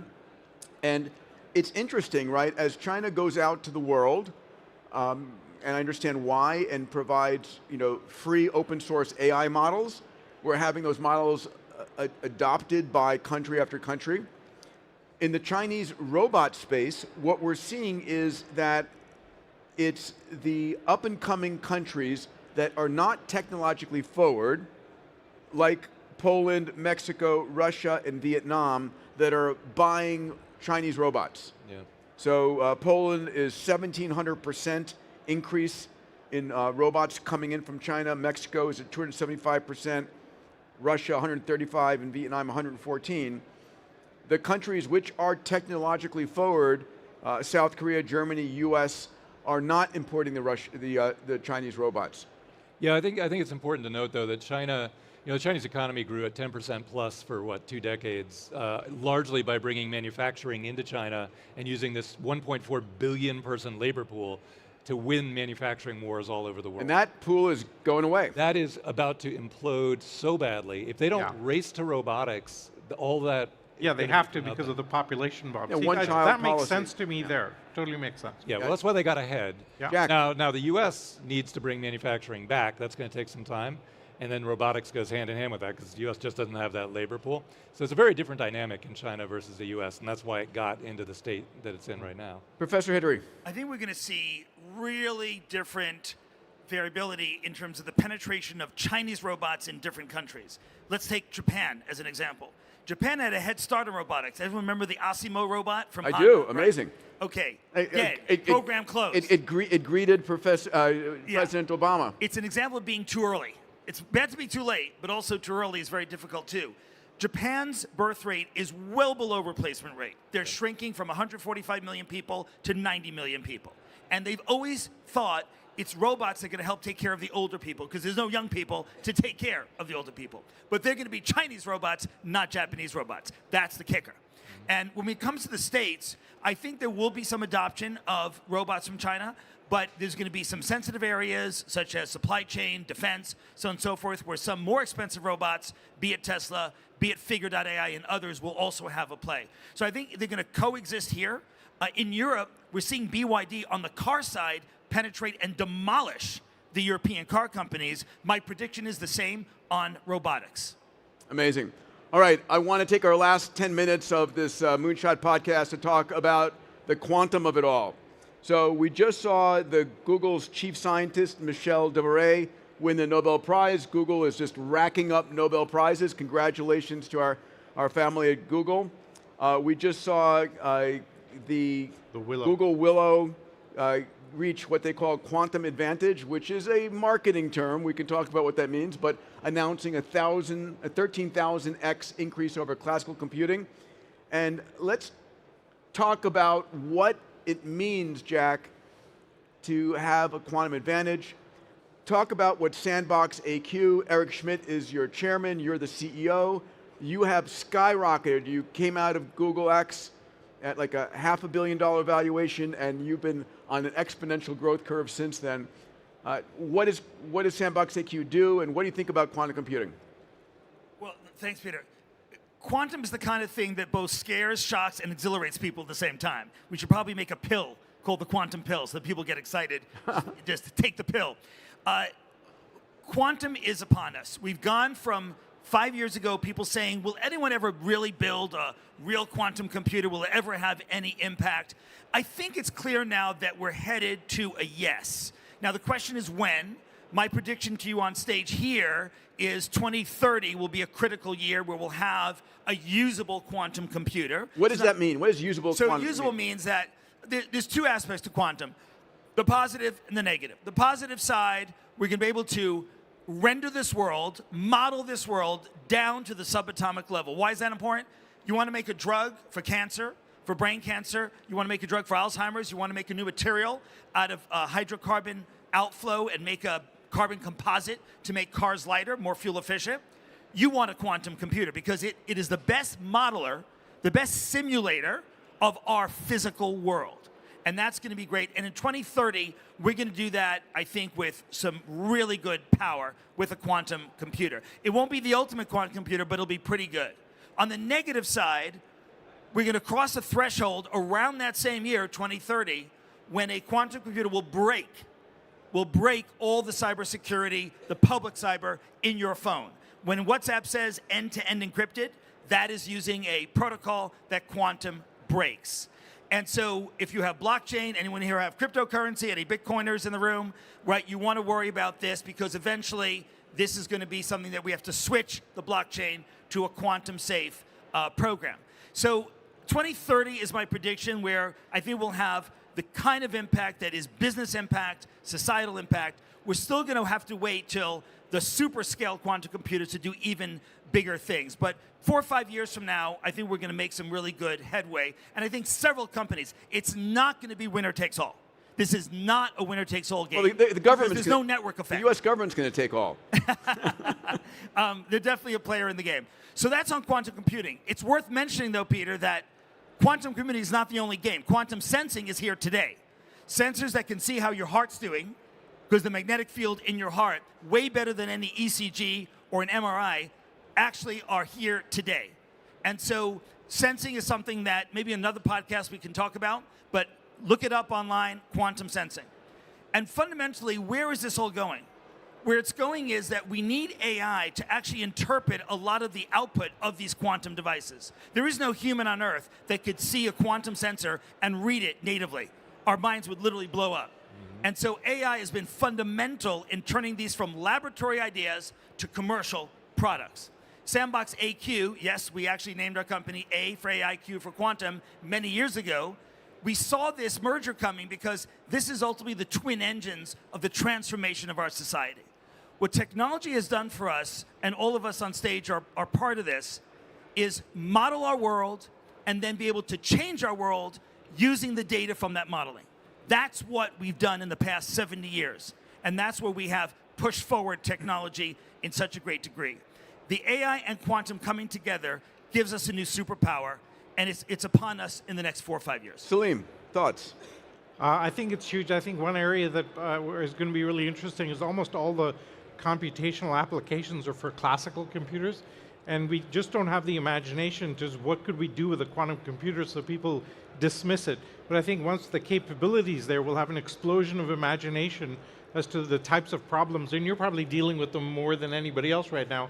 So in a few years, we'll all be wearing hats like yours, trying to imagine what are the quantum applications of the future. He's wearing that hat so his brain doesn't explode. That's right, he's holding it contained in one place. And I think that's where there'll be a massive opportunity, is the application side of it. Yeah. Dave?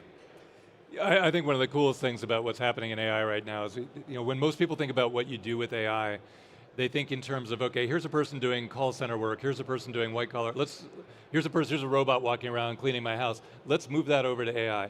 But actually AI is even better in these domains like, can you program this really complicated quantum computer? Can you contain a fusion reaction with a really complicated magnetic field? Right. These non-intuitive, non-human domains, the AI with the training data is just as good or better there.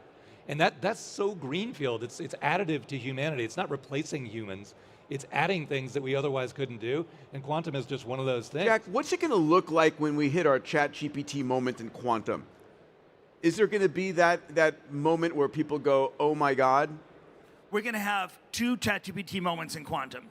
The first is going to be when secrets of our society, our companies, will literally be exposed by hackers on the internet. Quantum computers are not just going to be in the hands of great governments and companies. Because it's cloud-based, and because those clouds are everywhere, including many countries, hackers will have access to quantum techniques. Once it's known how to build a quantum computer of scale, it will be rebuilt and replicated all around the world. And that means that one of the GPT moments is going to be suddenly really confidential stuff from the CIA, from governments, is going to pop up submarine style on the internet. And unless people protect themselves, that is going to happen. So there'll be a wake-up call, again, roughly in that year 2029, 2030, when people who have not protected themselves are suddenly going to be like, how did this happen? I thought I was encrypted. You were encrypted, just now we can read it. So that's going to be one ChatGPT. The other ChatGPT moment I think is going to be when, and this is Moiba Strip right back to the beginning of our conversation on energy, the number one thing that's holding back fusion power, which would give us abundance, one of the many things that would give us abundance, is it's very hard to model the plasma that's in a fusion reactor. It's really hard to model when on the other ignition type facility you have millions of lasers going to a little dot. Quantum computing is the first computing platform that gives us the power to model what's happening in a fusion reactor. That will accelerate us probably by 10 to 20 years. So we're fully back now circular into the energy abundance. So interestingly enough, right, I had breakfast this morning with Lip Bhutan, who's the CEO of Intel. The US government takes a 10% position in Intel, and the stock has been flying ever since. Those of us holding Intel options are celebrating, yay. We just saw a whole number of quantum computing stocks literally go up 15, 20%, right? Because the US government considering taking a position in them. How do you think about the government taking positions in these technology companies? Dave, you want to kick us off? I think they're brilliant investments, mostly David Sachs driving the agenda, and they're incredibly valuable for the US right now, and I think they're a terrible precedent because if you think about what prior administrations might have invested in, you know, I mean, it ranges from the most insane to beyond the most insane. Dogfood.com, right. So as a precedent for the way government works, it's terrible. Yeah. But these particular investments are fantastic. I mean, well, also the defense implications mean that they'll try and do this as a starting point in nationalizing the whole thing, which would be bad. I mean, if we have massive quantum computational capability in the hands of private companies, will that ultimately need to be a national asset? Yes. I think there could be a national reserve, just like we have an strategic oil reserve. You can have a national compute reserve of quantum without having to own these companies. I agree with Salim and Dave. It is the history of picking winners by governments is a horrific history. Yeah. It's bad because actually often they turn out to be bad government, but also because it's just not, it restricts innovation and the unleashing of an entrepreneurial spirit. Well, it's completely inconsistent too. You have no idea what's going to happen just a couple of years from now. Could completely invert course in a democracy. Completely invert course, so no one can predict the future. It's terrible to have that inside the government. Yeah. Not that democracy is working that well right now, so that's a whole other issue Fair point. for another podcast. This morning, we just saw NVIDIA hit a $5 trillion valuation. Crazy. Welcome to the first $5 trillion company. Crazy. I'm going to close this out with your predictions on what other industries are going to hit a $5 trillion mark here. Jack? Well, the energy sector. You're going to see right now Aramco sitting at 1.8 trillion of market cap. If Aramco and other oil companies, energy companies take hold of compute the way they could in the next 3 to 5 years, it's going to take a little longer than NVIDIA, but you could see a $5 trillion energy company if they're taking hold. Because when you think energy, think of all the things around energy. In the case of Aramco, they have their unit called SABIC, which is a chemicals producer. In the case of ExxonMobil, they are an integrated chemicals producer as well. So Exxon could be that company, Aramco could be that company, could be 3 or 5 of them. It really depends on whether the energy companies go beyond thinking about themselves just as energy and go into the compute to think about the future of the products coming out of those energy products. Dave. That will create $5 trillion in energy. What's hitting $5 trillion? Dr. Alex Wisner-Gross is constantly saying on the podcast, on Moonshots, we're going to tile the earth with compute. And that's inevitable. As fast as we can create chips and as fast as we can find energy, we're going to be building compute. And that'll be true for the whole future of humanity, starting with this AI until we break down all the planets and create a Dyson swarm around our planet. Exactly. Dyson sphere. But anything Dyson sphere directly in that value chain is going to be a multi-trillion-dollar opportunity. Salim? I call the question irrelevant because once you have abundant energy, the whole economy becomes meaningless. We're dividing by zero. What does 5 trillion mean? Yeah. 5 trillion so what? I call BS on the whole question. All right, ladies and gentlemen, give it up for our Moonshot mates here. Thank you. Thank you, Peter. All right, don't go any place. I'm getting a photo here.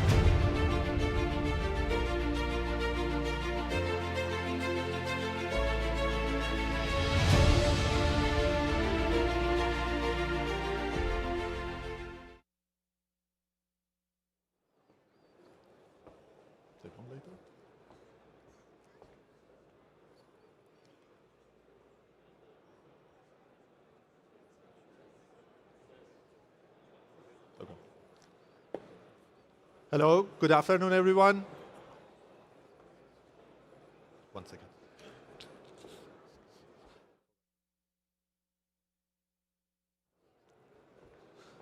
Hello, good afternoon, everyone. My name is Nima Shea. I'm the moderator of today's panel about AI and future of work. Tonight, or today, this afternoon, we have the honor to have three esteemed panelists with us. So I'm going to make the introductions for them to join the panel. Arya Bolurfurushan is the CEO of Applied AI. We have May Habib. She's the CEO of Writer. And we have Her Excellency Dima Al-Yahya, the Secretary General of the DCO, Digital Corporation Organization. Thank you, please. Thank you.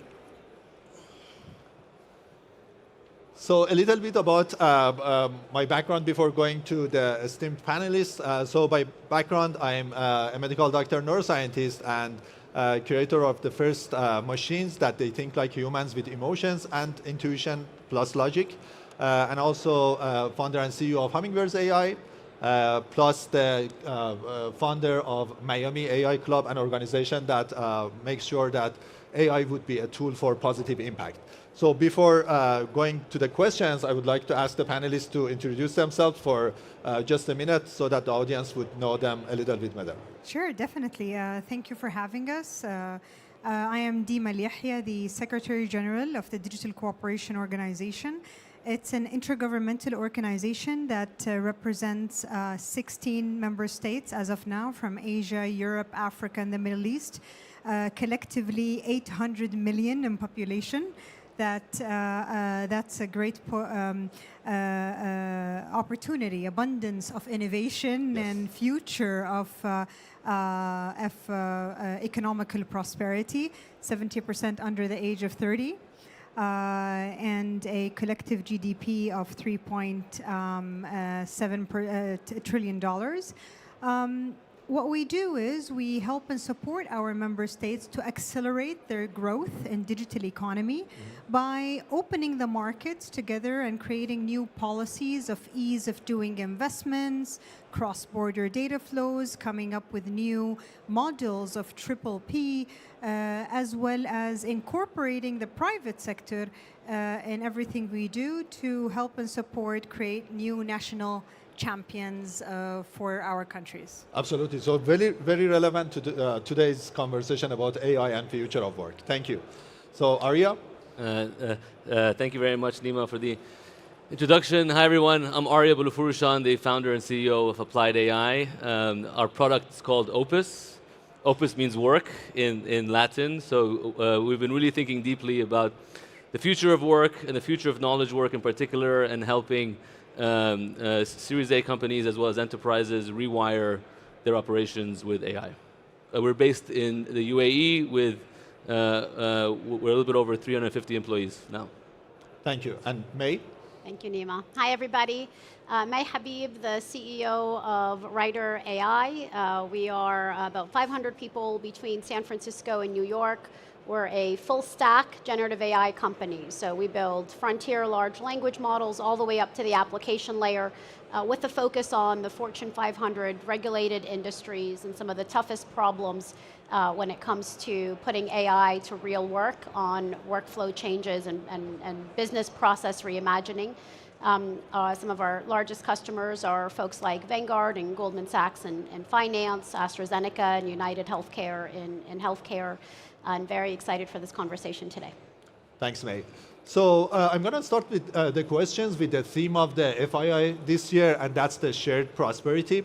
As you know, and probably from the previous panels, we have seen that everybody is talking about that trillions of dollars would be added to our economies through AI. Those trillions are different among different companies. So some say 2.4 trillion, some say 4 trillion. Yesterday, somebody was saying $15 trillion. Any number that is, it's trillions of dollars. So the first question is, coming from that amount of the wealth that is being generated. And of course, that wealth is not going to be homogeneously distributed across economies, across enterprises, across humans, the humans and employee sides. So how would you foresee, or first starting from Dima, or Secretary General. So, Secretary General, how do you see this disparity and how we can reduce that gap that could happen because of this enormous amount of opportunities that come in front of us? Well, exactly, as you've mentioned, this excitement of the potential of AI in terms of either increasing productivity or efficiency and providing opportunity of growth for people, it's actually creating a new divide. We're still lagging behind in the digital divide, and now AI is increasing another divide. Till now, we have 2.7 billion people still not connected. They don't even have basic infrastructure, and they're in a blackout and offline. So if you have such kind of a population, which is 1/3 of the world, that is still not online and not being able to have their basic government services and others, then we're looking at a big problem when it comes to adoption of AI. Absolutely. We look at last year alone, $300 billion have been invested in AI, but how many countries benefited from that? The investment was in 2 countries, and also only handful of countries that benefited from that investment. Absolutely. So that is a big challenge. Another challenge is the challenge of energy and consumption of the technology itself. We're going to see a big challenge in terms of the availability of the technology itself. If we're looking at one question on ChatGPT consumes more energy than charging your smartphone and 4 liters of water, then we're looking into nations that are struggling for reliable energy. So most likely, they're not even going to use AI. So therefore, what we see right now as DCO, what we're working on is to try to build a more equal and leveled play when it comes to the adoption of national local content for AI, meaning that every country has its competitive advantage. And every country could have an offering for AI, not necessarily all the value chain. So we have countries that are able to create computing power and have the right capital to create a robust infrastructure. But we have other countries that have the brain power. We have other countries that have the market to sell these solutions. And this is where we're coming up with very innovative modules on how to create shared IP and how to utilize that competitive advantage from every country. Absolutely. That was very interesting, that the point about like the advantage that every country has, because most of the time we are seeing countries as, let's say, more advanced and less advanced, but there is value in some of the countries that they might not necessarily have the most amount of money in terms of, but they might have data or other resources or talents that could support other countries. So how do you, maybe I continue with that question a little bit, maybe an example that you can give us that how we can actually reduce that amount of disparity across the nations. Like, have you seen an example that you could potentially share now? Oh, definitely. We're actually working on an example. Okay. We're establishing a Gen AI Center of Excellence and utilizing the capacities in the likes of Saudi Arabia and in Qatar, whom are both member countries. And we're creating new policies and regulations for cross-border data flows and hosting. Converting the capacities or the computing power into what we call data embassies. And therefore, other members of DCO can utilize these capacities where they would have sovereignty on either the data or the applications of AI that is using that computing power. Absolutely. Thanks for sharing. I'm going to jump to May. Our Secretary General, she mentioned about like more of the geo economy. how would you see that in the enterprises? Because you're working with a lot of enterprises, and in terms of the AI adoption, how do you see that within the enterprise we can reduce that amount of disparity between, let's say, the employers and employee, and how the employee side can capture more of this value of trillions of dollars? Yeah, I would say, the question isn't even inequity between companies, but even inside of a company. We see the kinds of folks who can really think about the leverage you get from AI, thinking very differently than, most of their colleagues even. And so a lot of the disruption, and the great ideas are coming not with the folks who've got the head of AI titles, but with folks who, are just much more creative and curious. So, I don't know that anyone truly has figured this out. People ask me, is this a bottoms-up revolution? Is it a top-down mandate? It's all of the above. It's middle out, top-down, bottoms-up, but really more than anything, having business leaders, not technology leaders or IT leaders, truly having a vision for the kind of growth that AI can unlock and the kinds of big workflows in the business that can and should be disrupted has been key to the big actual ROI and revenue generating. And I think we now have hundreds of Global 2000 customers, and I have spent thousands of hours with Fortune 500 CEOs, and truly, people don't get what's possible until you sit and show them. We don't even do demos anymore. If I go to meet a C-suite, I bring laptops that mimic their environment. So it'll be Writer connected to their Microsoft suite and like a fake instance of Databricks and like a CRM that's got some of their data. And we'll literally hand them the laptop and say, all right, you're on the Zoom now, you're gonna demo to your colleagues. And it'll be like a CEO of a Fortune 100 company. And that's what's required to actually, literally, you have to ambush them to go hands-on and do hard shit, right, with the technology for them to really get that, oh, wow, like this, the things I spent weeks doing, months doing as I was coming up, I can now do in minutes, and it's great. Absolutely. Right? So it's so disruptive. You need the business leaders to see it, not just IT or AI. Absolutely. So I'm going to switch to Arya. So, the human side of things, like the employee side that May just mentioned, just briefly this time. So how do you see that we can, the future of work from the human side would look like? Like a lot of people are saying that, okay, AI will come, it will replace the jobs, you are going to be jobless, but that's not true. Like there are going to be new jobs that would be evolved. How do you foresee things? This? So thank you, Nima. I think one question you asked very early on was the sharing of the productivity gains that AI brings to both the capital owners and labor. Yeah. And I think our history is fraught with lessons of times where capital did not share the gains of productivity with labor. And there's a lot of books about this, and there was a lot of strife and lessons learned that this gain must be shared. We also think that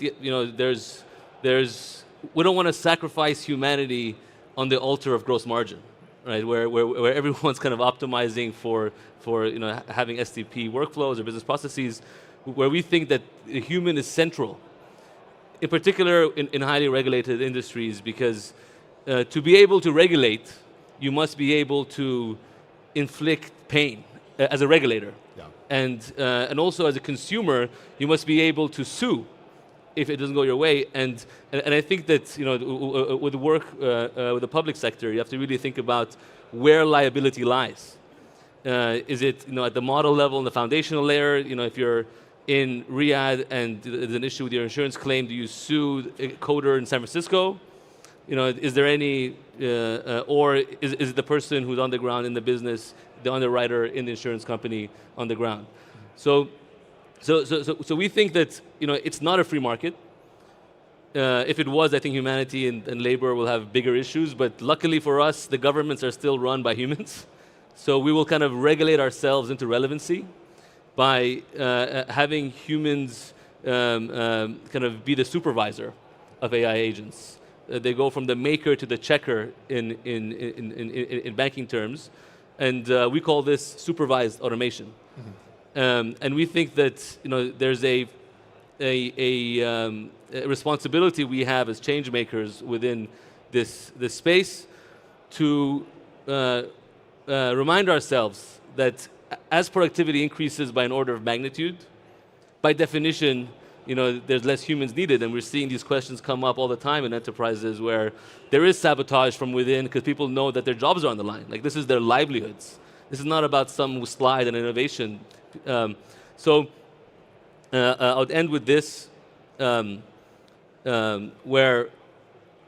a question we haven't spent much time on is a deeper question, which is all economics is the pricing of scarcity.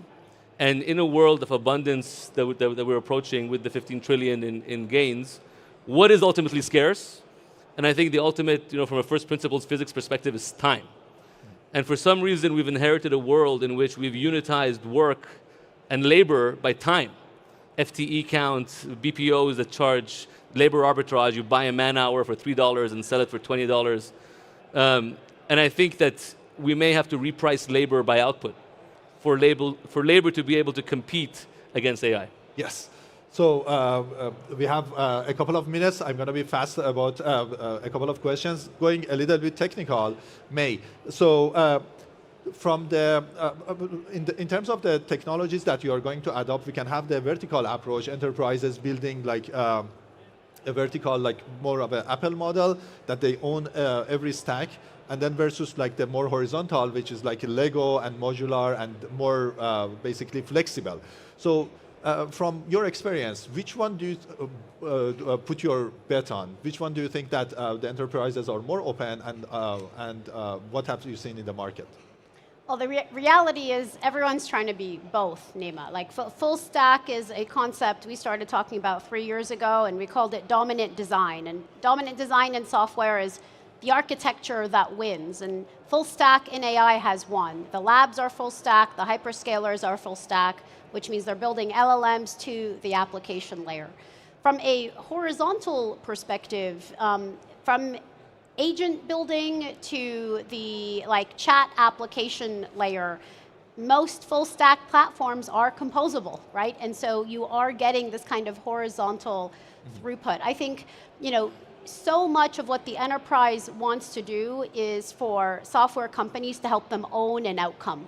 And it's still the case, the more advanced the models become, the more it is the case that the scaffolding you need, because the surface area for the workflow is so broad, the scaffolding you need in terms of data and workflow and preferences, we call them now a preference stack versus prompt chaining, just because there's actually so little prompting you need, given the advancements in just the ability for our models to understand intent. But you still need to take that from a human brain. What's very exciting for this next era is the intelligence that we're so focused on right now, gathering up, the know-how that sits in people's brains, the data in their systems. We're moving to a world where the most exciting intelligence is going to be garnered by agents interacting with the enterprise, the intelligence that gets thrown off when a user really interacts with the LLM. Yes, so we have 20 seconds left. I'm going to finish with Her Excellency. So as we are changing the harmony between humans and AI and creating new, basically form of interaction between humans and AI, how do you see, what's the first principle that you would think we should pay attention to so that in 3 to 5 years we are having more harmony between humans and AI? Well, thank you for that really important question. And I think that we already have principles, but the thing is we're not implementing them on ground, which is ethics in AI and how we are making sure that we are containing, observing our culture, our identity as nations, because what makes us unique is the differences and the diversity. And what is very much worrying for me at this point of time is the biases that we will see the AI introducing in the culture, and that will affect humanity. We see it now in misinformation and fake news, and we see how that is really influencing our decisions on a daily basis. Last year alone, 4 billion people were in elections around the world. 60% were influenced by misinformation. Wow. Imagine. Wow. So imagine AI building on wrong information and biases and how that will affect. Absolutely. Thank you so much. The time has run out. We had to be a little bit shorter due to overall. But thanks, everyone. Thank you. Round of clap for the panelists. Thank you so much. Thank you. Thank you very much. Let's take a picture, mate. Just.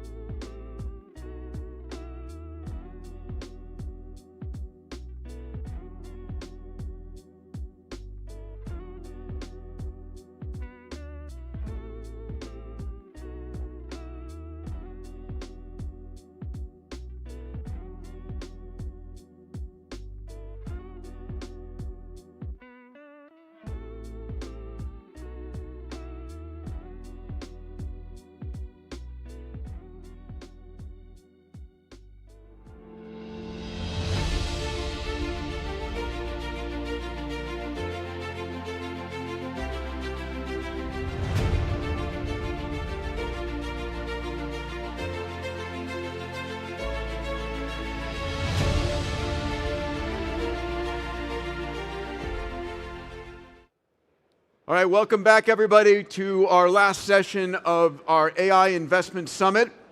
The conversation today is what will be the first trillion-dollar AI use case?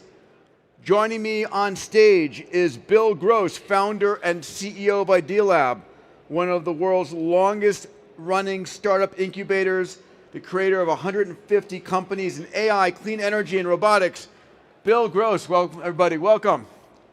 And also up, Eric Zhang, VP of AI at 1X Technologies, leading development of embodied AI for humanoid robots, formerly a senior researcher at Google Brain. Eric, a pleasure to have you. Gentlemen, take a seat. So, you know, we're getting to a point where a trillion here, a trillion there is becoming a lot more frequently used term.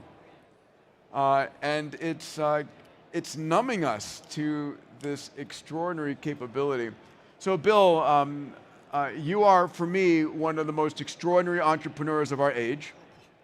You have created so many companies and so much value, really riding the dot-com revolution into the AI revolution.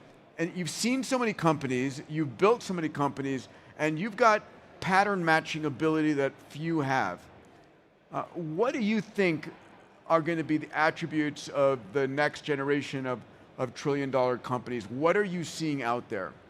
Well, you've always said, Peter, that to make a billion-dollar company, you need to positively impact 1 billion people. Yeah. And it's become easier and easier to do that with the technologies we have now, with the reach of AI, with the power. So I see if the whole economy is $100 trillion, if you can make a 5% improvement in efficiency in the world, that is the $5 trillion. And there's 5 different trillion-dollar opportunities that could fill that. I see 3 particular ones I want to discuss. I'll mention 5 more later, but 3 particular areas. And they are around do, heal, and share. So do is actions in the world. And you'll hear a lot more about robotics, actions in the world. The ability to use AI to actually take action is going to be so powerful, and there's easily $1 trillion of unlock there. Second, heal, obviously healthcare.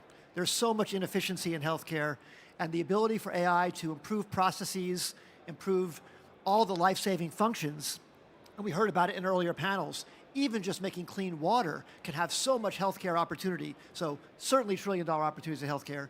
And finally, share.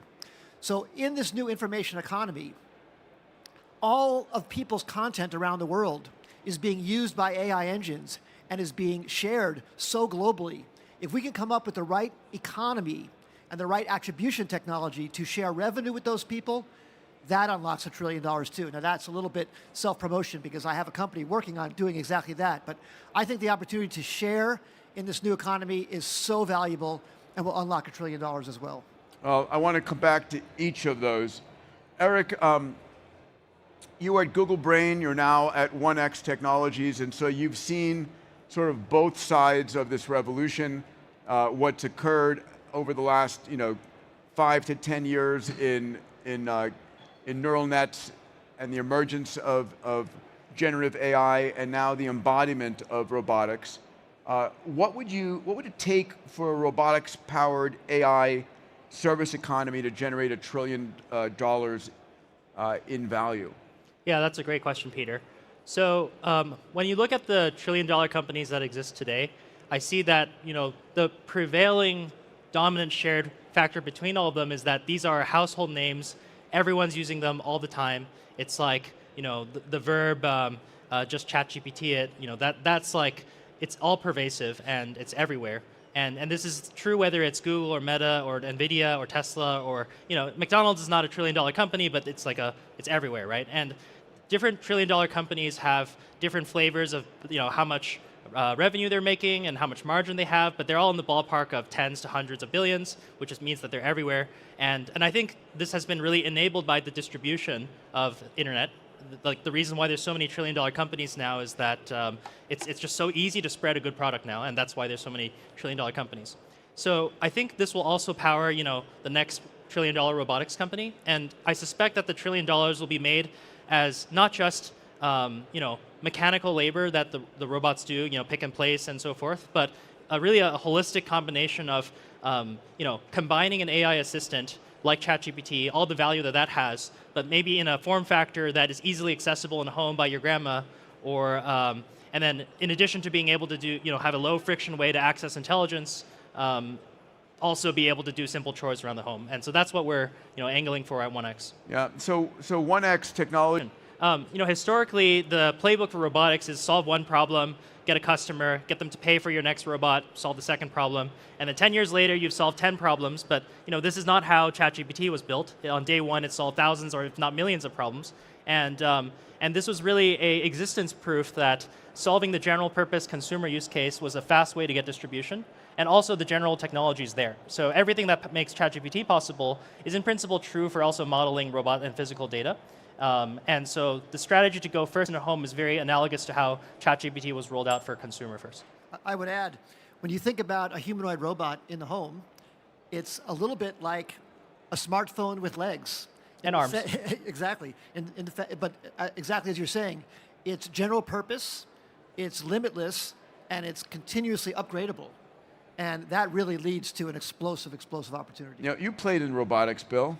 Too early, though. Way too early, yeah. Definitely, it's just as bad or maybe worse to be way too early than too late. Yes. But we started a robotics company in 2000 when none of this was possible. And we eventually sold it to iRobot.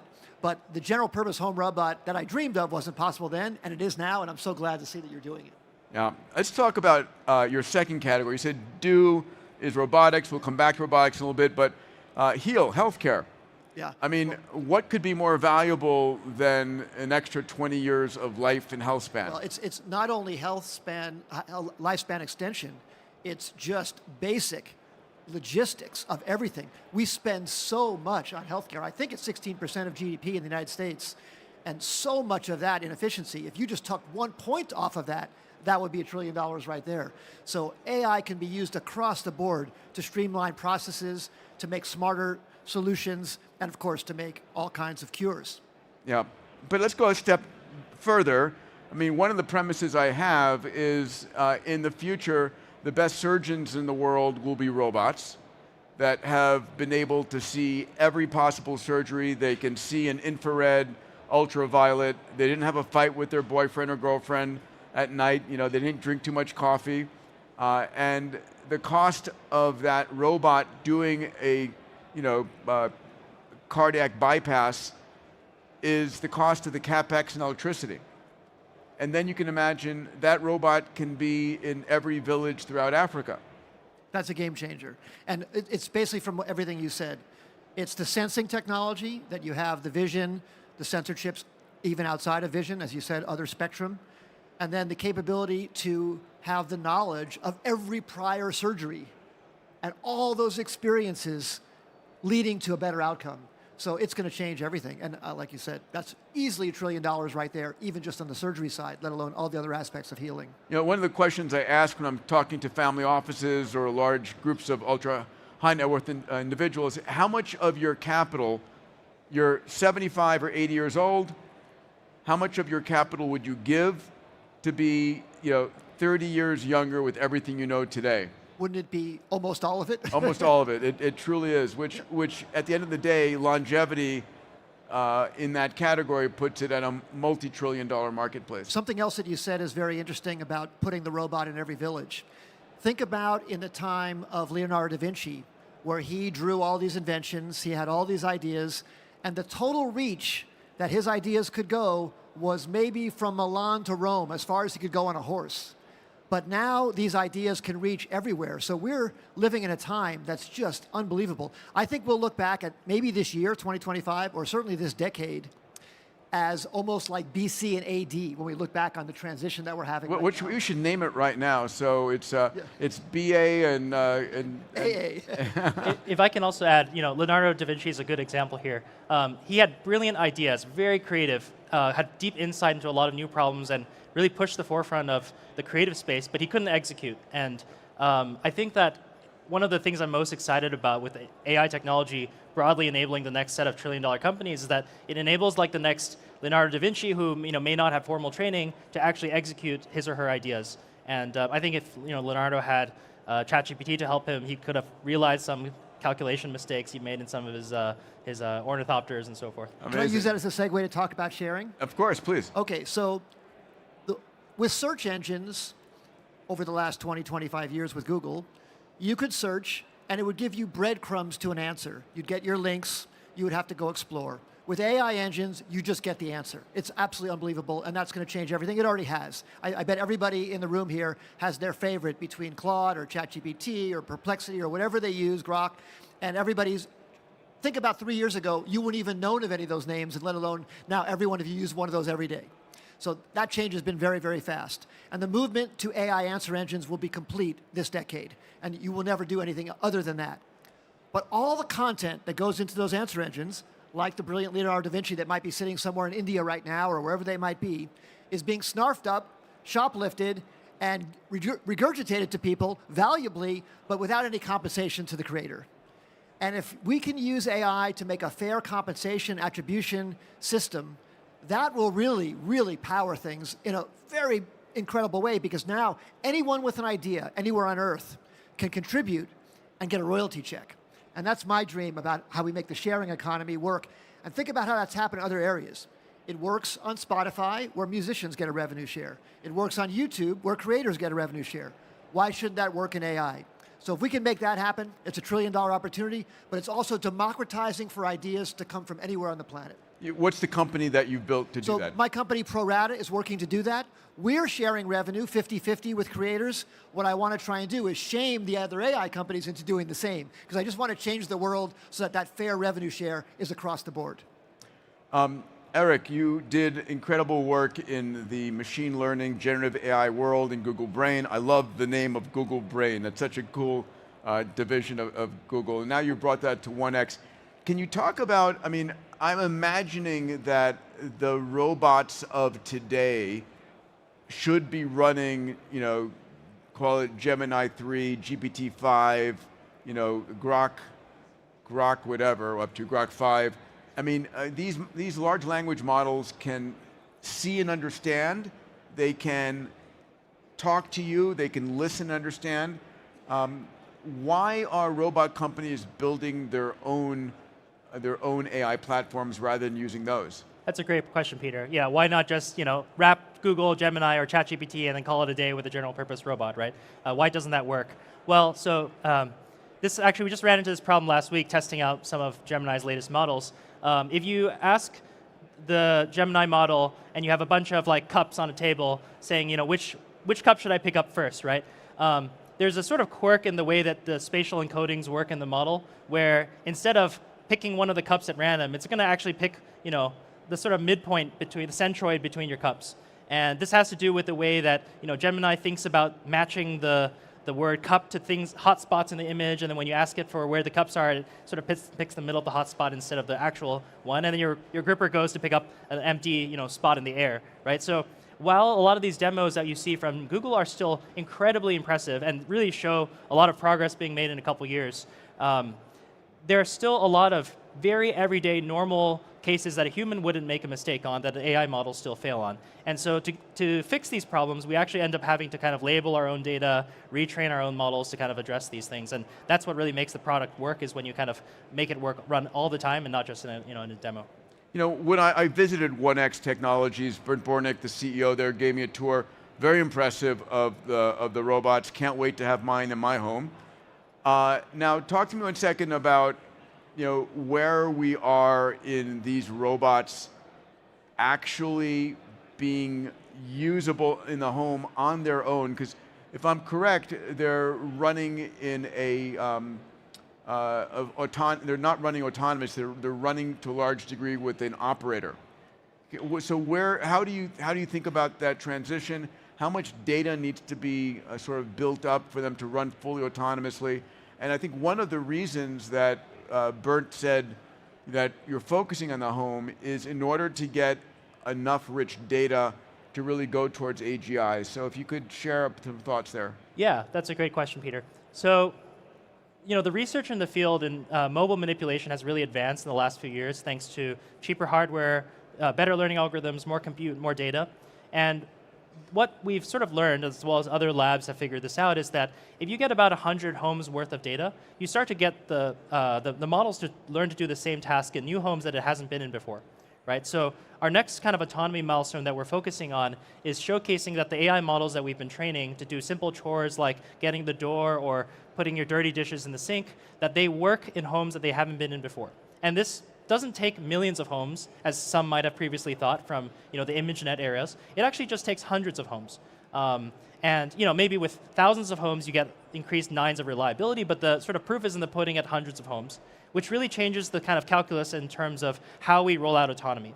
So what we can expect is that when we ship the robots to customers, we'll have already hundreds of homes in the sort of data bank. This autonomy will already work out of the box to do basic things. And much like a Waymo, if it can't do something, it'll ask for help. A human steps in.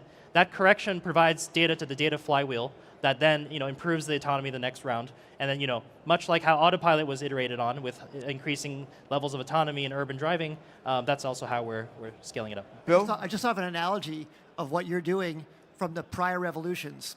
So having lived through the dot-com revolution and the internet revolution, then we were digitizing all of media. And what ChatGPT and all the other answer engines are doing is they're digitizing thinking, and you're digitizing doing. Basically taking the aspect of actually causing changes in the environment and digitizing that.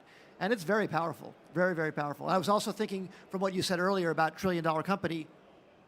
I think a trillion-dollar company happens when you deliver either time-saving, money-saving, or deliver joy. And fundamentally, you have to deliver one of those at a large scale. But the capabilities now to deliver that to the whole planet at large scale with AI as your superpower, as your lever, has never been possible before. It's like the Archimedes, give me a lever big enough and I can move the Earth. This is a lever that just amplifies everything. It's a human Add to amplifier. that Starlink to distribute to every corner and every square meter. Eric, when are we going to see, in your mind, fully autonomous, intelligent robots, the C3POs out there, versus where, we see a lot of this on video today, but the reason you called your company 1X I found fascinating, because most robot videos in the past were like sped up 3X or 4X. Or 20X. Or 20X to make them palatable to the viewer. And no, this is 1X. They're actually operating at that speed. In the same fashion, when are we going to see the intelligence of these robots, mimic what we see on TV, a Data or a C3PO? Yeah, hard to forecast that, but I'll give my best guess here. So, C3PO, actually in the movies, it never picks up anything. It goes like this and just talks, right? And that kind of like social intelligence is something that we have, some plans in the works to develop, and that's quite similar to ChatGPT, except that it also requires a sort of situational awareness of interacting real-time 1x speed with people, because people operate at 1x speed, so you must have an intelligence that like also has that kind of fast instinct, right? So that's the difficult part of making C3PO. And then there's the physical manipulation part of it, which is a different aspect of the intelligence that we're also working on. And we expect that this will get really, really good in a couple of years. Once we get to thousands of homes, we'll get enough data that we can make simple chores like laundry folding and tidying the home and getting rid of garbage. That can be mostly autonomous in any home that you deploy in the next couple of years. And So the next 2 years, you think? Within that time frame, 3 years? yeah. And there'll be mistakes, right? Like you might go home and some of your dishes haven't been cleaned, but maybe most of them have been cleaned. Or the dishes are in the laundry? Yeah. Yeah. Find the sock in your sink or the dish in the washer. Yeah, these mistakes might happen. And Bill, on your $1 trillion question, I wrote down 5 other areas that I think. yes, $1 trillion. we have to talk about energy. Yeah, and energy is the most obvious one, but I'll tell you the 4 non-obvious ones. Okay, please, I'm taking notes. So the one non-obvious one maybe is agriculture and food chain AI. I think there's so much inefficiency there that can be built that can improve the economy dramatically. Construction and the built environment, very, very inefficient construction. Take 1% improvement, 5% improvement there, unbelievable. Maintenance and aftermarket services for industrial equipment, again, a huge, huge opportunity. Maybe not obvious, but certainly $1 trillion opportunity.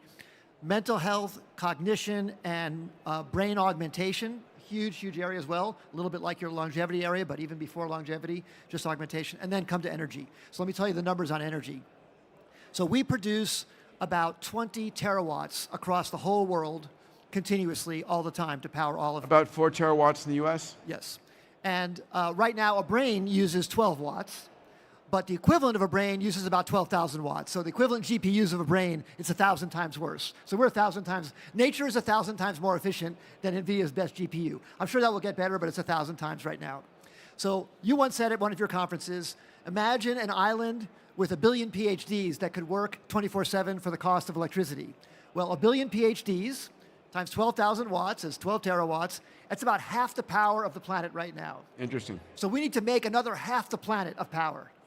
So the energy industry is ripe for a huge, huge growth and huge, huge disruption to figure out the way that we 1.5 times the energy we make on Earth so we can have those billion PhDs to solve all these problems. So I'm really optimistic that we'll do that. So Bill, you're tracking all the energy formats from natural gas and coal and oil, but really SMRs, Gen 4 fission, fusion, solar, wind. We need all of the above, of course. What are you most excited about there? I definitely think that as we make nuclear energy more scalable and reproducible, that will take off like crazy. But further, solar is already the cheapest energy we can make in all of human history. You can take a solar panel and lie it on the ground and make electricity for less than 1 cent a kilowatt hour, 5 times cheaper than the cheapest other electricity. And the only problem is the storage part. But now storage is coming down so fast that soon we'll solve that problem as well. So I think we're going to have abundant, low-cost, clean electricity within the decade, maybe sooner. So you've been pioneering about in energy storage, and you have a very unique set of solutions there. Would you speak to them?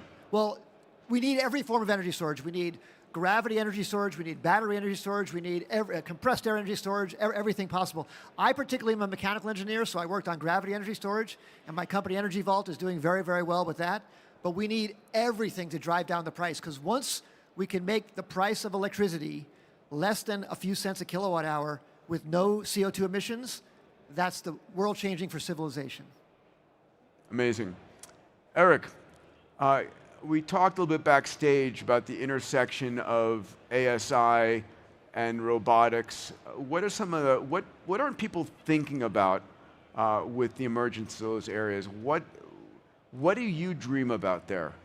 Yeah, earlier I mentioned this case where like Gemini can't pick up the teacup because it thinks the teacup is sort of the centroid of 3 teacups and basic errors like this, right? So I think that there's a huge opportunity for the fire hose of robot data that's coming, not just from 1X, but really from all the players in the world creating data about the physical world, to really make the intelligence that we have, that we can query on Google or ChatGPT, much, much more physical.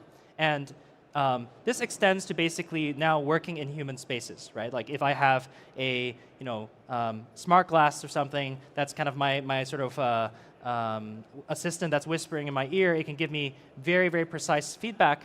And it turns out that a lot of the data around human interaction and spatial things are just not on the internet. The internet tends to be very semantic in nature, very non-spatial in nature, and very much missing in a lot of the kind of human-human interactions that we often want a lot of AI assistance in. So one area that I'm super bullish on is the ability for the robot data moat to now create a EQ moat on ChatGPT-like intelligences, because it can work in real time with people and read body language and so forth. Bill, let's go back to agriculture and food chain. Obviously, you got to feed the planet. Robots have increased productivity hugely so far. We call them harvesters, and I actually don't know the names of them all, but we're going to see humanoid robots come into this. Where do you see the real potential upside here? Is it vertical farms? Is it cultured meats? It's all of the above, but I think in particular, we've used robots for the harvesting of the crops, but now we can use drones and imaging to even make the crops grow more efficiently by, again, using sensory data, processing that, adjusting everything to the conditions. Also for food waste, there's a tremendous amount of food waste. If we could solve that 30% problem, just think of all the extra people we could feed. All those things are possible with AI. So I think it's across the whole chain of agriculture and food production that we can make a difference. How do you guys feel about the coming of flying cars? Are you fans? Do you believe them? We've seen Archer Aviation is here at FII 9. We've seen Joby. We've seen out of China, EHang. There's probably a long tail of at least 30 of these electric vertical takeoff or landing vehicles. I like flying cars as a better name. Do you think this is going to be a large market? Oh, I think it's going to be huge. I know that Archer has a deal with the LA 2028 Olympics. Can't wait. And I can't wait to take one to skip over the 405 freeway and avoid that traffic jam. Yeah, you and I could, it's like my trip to Pasadena is going to take me an hour. I can make it there in 5. And I was talking to the CEO of Archer, who was here yesterday, Adam, about how the autonomy challenge in a flying vehicle is so much easier than the autonomy challenge on the ground, where you have kids that could run out, or people who could do strange things, and pedestrians and other cars, but you have clear line of sight of where you're going, and you can do so much better autonomy. So at the beginning, all of these will have pilots. Just for FAA reasons, they'll have to have pilots at the beginning. But over time, having an autonomous vehicle that take you from point to point with the clear view of the airspace is really, really exciting, and I definitely think that's I think one of the most interesting implications are going to be the arbitrage around real estate. Real estate that's gorgeous and amazing, but hard to get to and depressed because of that access issue will now open up and flourish. Well, think about how freeways change the economics of real estate. A freeway gets built out to a new area, now people can live there and get to work. This eliminates that 50-fold by making it so much more efficient. So I think it's going to really, really open up a lot of opportunities. Eric, what are your thoughts? I'm not an expert on the economics of eVTOLs, but I like that the technology that it drives forward is cool. Quiet, high torque density motors are always great, or high speed motors are good.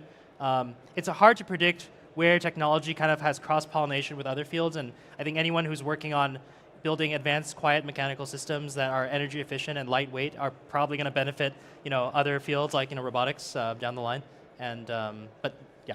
All right, closing thoughts on again the trillion-dollar markets.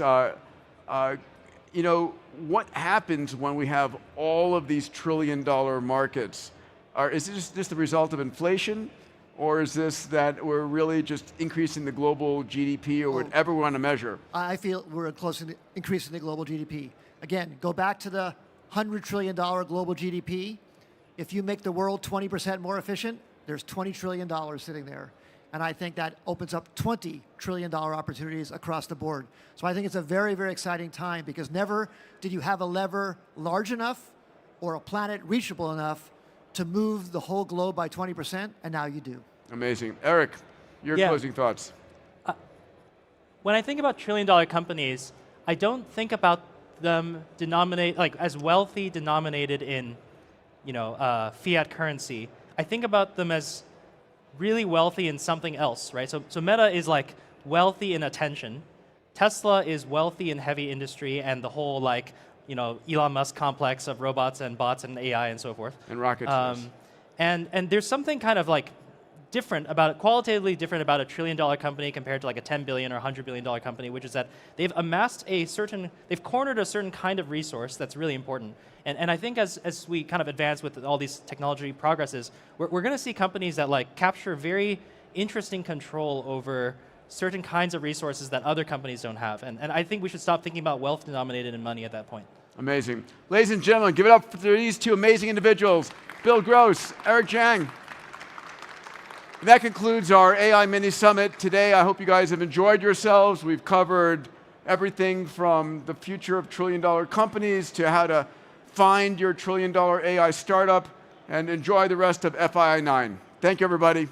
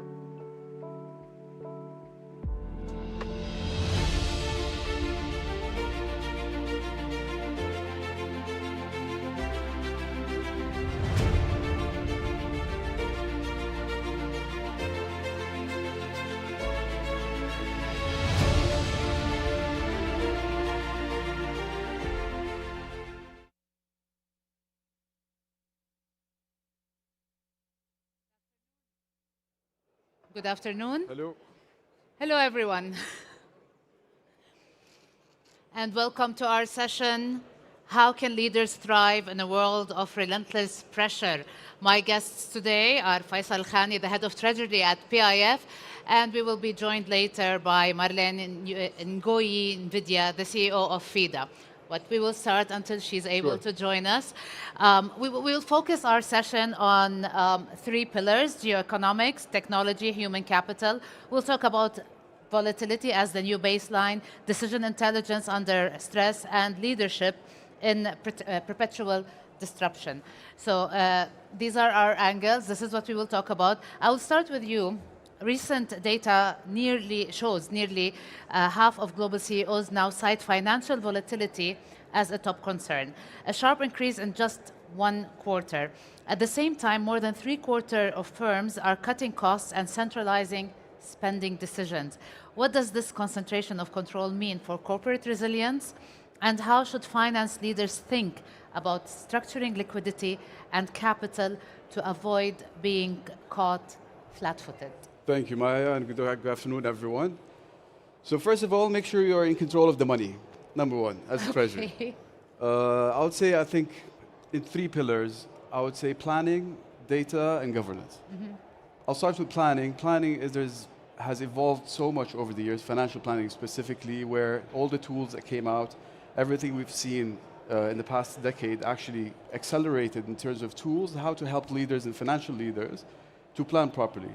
The key one is to be prepared and be proactive about your planning. So don't wait until you need something before you have to, and then you act on it. How can you be proactive? So you can start thinking about different, for example, in Treasury, we have different liquidity tools that we use. So we have long-term debt programs. Okay. We have short-term, so we have a revolver facility, which is more a contingency facility. And we just established recently a commercial paper program. This will help us bridge a lot of the long-term commitments with short-term inflows, outflows, so you can use these tools and be prepared whenever you need the actual cash today and you have a dividend distribution coming in later on, you can always use that tools to bridge it. So there's a lot of, and the banks and the debt markets have become very mature and very sophisticated, and try and come up with great ideas on how to help corporates, large corporates such as PIF. So when we I mean, PIF is huge compared to other corporations. When you talk to other corporate leaders and you speak to them from that sense, when it comes to volatility, if they do not have the capability or the ability to have those different tools, what should they think of? How should they plan? Good question. So I think we all want an oracle to tell us what's going to happen next, right? Of course. That's, we want our crystal ball that will tell us ball. what the future hides. That's not yet there, at Okay. least, as far as Hopefully we know. with AI it will happen. It will yeah. happen. We can sit at home and relax. I think the key thing is data, right? So what can tell you the future has always been historical performance, historical data, what we have. At PIF, we invest in different sectors, different asset classes. We're a global powerhouse and a catalyst of the local economy, which means we invest in urban development and we invest in EA sports, right? Okay. Which each one of them has a different categorization of capital requirement. Using the data that we had over the past decade, how we built the companies, how to start up a, I don't know, NEOM versus Red Sea, what worked, what didn't work, how's the timing of the payments, so contractors versus actual acquisitions, partnering up with private sector, how does it work? The only thing that can help you get there is actually historical performance and try to build on it. So you try and you see what works and what doesn't work, And learn then as you go. continue with what works best. That's one, and you learn from your mistakes. So everything you do, you'll have positive, negative. You try to adapt as you go. And when you start a new investment, a new development, you already have a history of different, especially for PIF, because we invest in different sectors as well. So and you changed. You had a different strategy. You changed your strategy over the past 5-10 years when it comes to investment. Correct. So the strategy of 21-25 was focused on local economy and how to be the catalyst of local economy. We're working on the new strategy, 26-2030, which should be announced hopefully before year end, as per the publications. But I think the key is using that data helped us a lot in managing, at least for treasury and liquidity. Liquidity management has always been core for PIF. Without it, because you can imagine, having NEOM asking for capital versus SoftBank Vision Fund, for example, when we invested. So that was a GP-LP agreement where we are committed, we need to deliver on the commitment. While with NEOM, it's more based on contract progress on the development. Okay. But because we have the data, we know when you start contracting. So if you want to do your house, you pay upfront of 10%, and then you start, your payments will go out. So using all this data actually is a key element in planning. So you think of your return on investment on the long term, whether it is in human capital or in actual capital. Absolutely. And governance, the third part that I want to talk about, gives us this. So we build our strategy, our KPIs, our goals are set. with an agile approach. So we always can be dynamic and adapt as we go, because we're a long-term investor as PIF. Having the agility to be a dynamic move from different investment pool to another, different sector to another, where the opportunities are. So it's setting the goals, make sure your return on equities are set and agreed by your shareholder, regardless of PIF or not, where are we going and where are we focusing. So the business news anchor in me wants to ask you, what are your best investments? But this is not the session for it.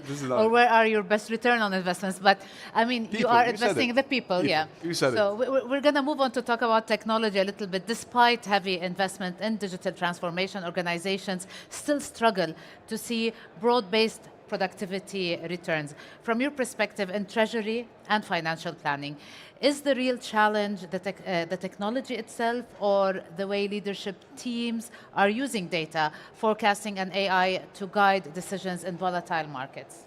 Okay, at PIF, we're very, eminent about data-driven decision making. Okay. We use our data available to make our decisions. This is the core in our approach. That's what we use. Actually, I'll tell you, Treasury was one of the first use cases was used, and AI developed in-house. That is very surprising, because when you say AI, there's always a fear of AI. But when you say you're using it in the Treasury department, it's more for forecasting. It's scary. Okay. It's for forecasting. So let's explain that it's for forecasting. It's forecasting. Yes. So we use all the data I talked about that we had for the past, decade.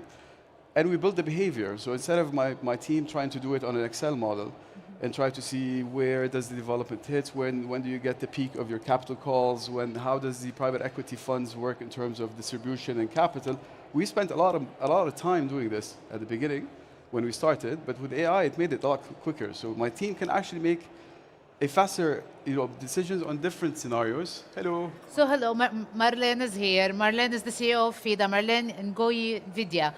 Nice to meet you. Thank you. So we'll give Faisal a break and we'll start with you. Have you taken your breath?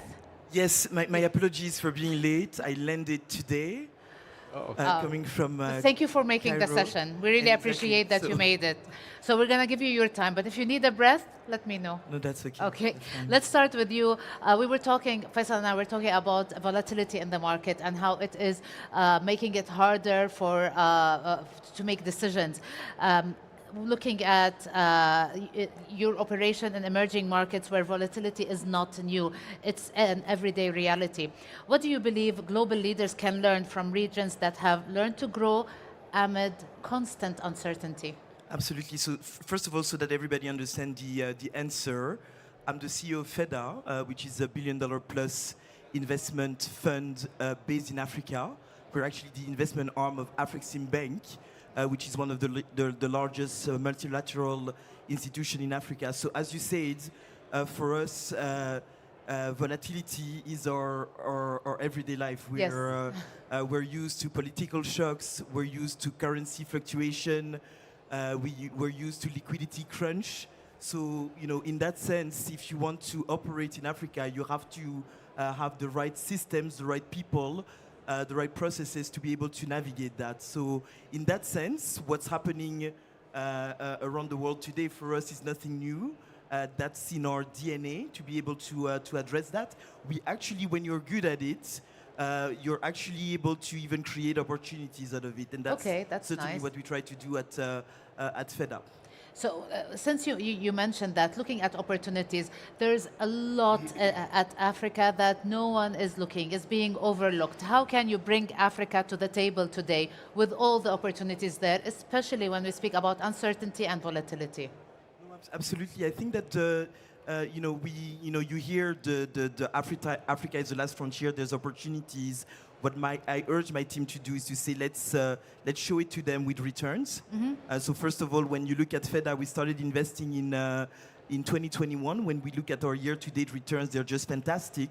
And our investments really span across many different sectors, because if you're betting on the right people, the right teams, you have opportunities almost everywhere. So if you look at our portfolio, we have invested in industrial parks that are doing fantastic. So they're transforming commodities, adding value into from Africa in order to create value-add export.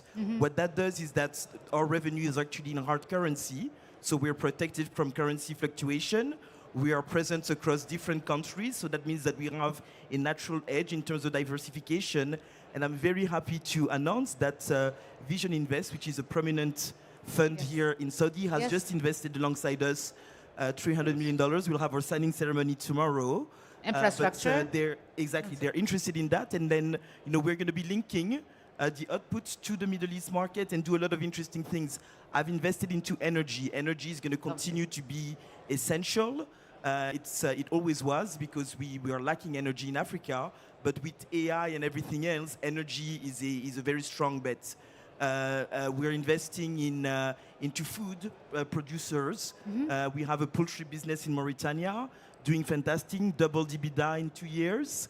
And I could go on and on and on. We have just closed a deal in critical minerals. Again, the idea is to add value, well diversified. We have gold, we have bauxite, aluminum. We know that the global supply from China in aluminum will decrease over time, so there's a good play here for us. So all of these things, I could go on and on and on. A lot of opportunities there. Let's talk about technology also. I'm gonna let you take more of a break, Faisal.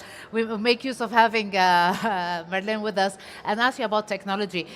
With all the changes that are happening, technology, and everyone talking about AI on daily basis, how do you integrate technology without losing the human intuition and the guides that purpose-driven decisions, the human intuition that guides it?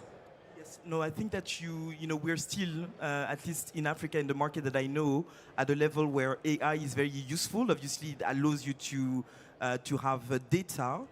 But it's still in the market where I operate, the human intuition is still very important. I believe that it's still probably the same here in the Middle East. You would need to be in the market. You would need to know people. You would need to have looked at them in the eye. You would need to have spoken to their customers, their suppliers, their bankers. So there's still a huge element of human judgment. And I always say that to my team. I say the data is the data. It's useful.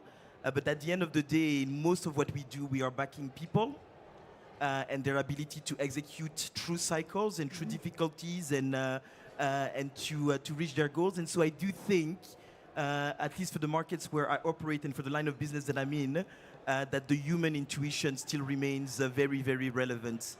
So let's move on to talk about I agree. I think that the whole AI and data is really giving more time people to think strategically rather than just working, crunching numbers. I mean, we came from, or I personally, I don't know your age, but I came from a time where we had to spend a lot of time on Excel, getting the data. When MIS was a thing, and now it's data science. So it's a whole, even in terms of terminologies, it actually evolved from just being in a management of information systems to actually data science. Okay. But this does not eliminate the human interaction. It doesn't mean that they're going to make a decision on my own. Otherwise, I'll be sitting at home and not wake up in the morning. But the key thing here is giving enough time to the younger team or the leaders to make strategic decisions and think properly, move the shocks. We were fortunate and unfortunate to live through different type of crises. So whether the liquidity crunch 2008 or COVID in 2020. You can actually be creative in terms of how build your scenarios and simulate the impact. Simulate the impact of, I don't know, supply chain. What happens if this happens? What happens if the banks stop there? That's why, back to my first point, is being prepared is the best thing you can do. And this we talk about being prepared. We also talk, we always go back to talking about human capital. Everyone I've spoken to over the past 3-4 weeks, I've done so many panels in so many different topics in business. I'm jumping from one topic to another, and it always falls back to talent and the human capital and how we manage it. Faisal, let me ask you this. When we talk about these people and what is happening, how do you build on this? How do you look at the scenarios that give stakeholders the confidence to act more decisively when it comes to human capital? Yeah, again, this is a very big question. Human capital is very important. It's the most important capital that everybody has. And I think the human evolution is actually what's driving the technology evolution. So the thinking and in being there and thinking proactively and thinking of ideas. Today, we see the new generations thinking in a lot more creative ways than where 20, 30 years ago things happen across different sectors.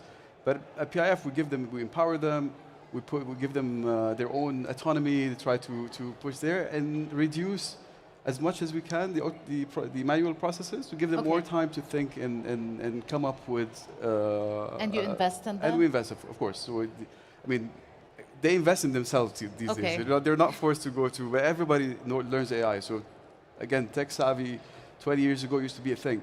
Okay. Today, everybody uses AI. My 10-year-old knows ChatGPT better than me. Yeah, my kids are the same. They know all this better. We're talking about than me.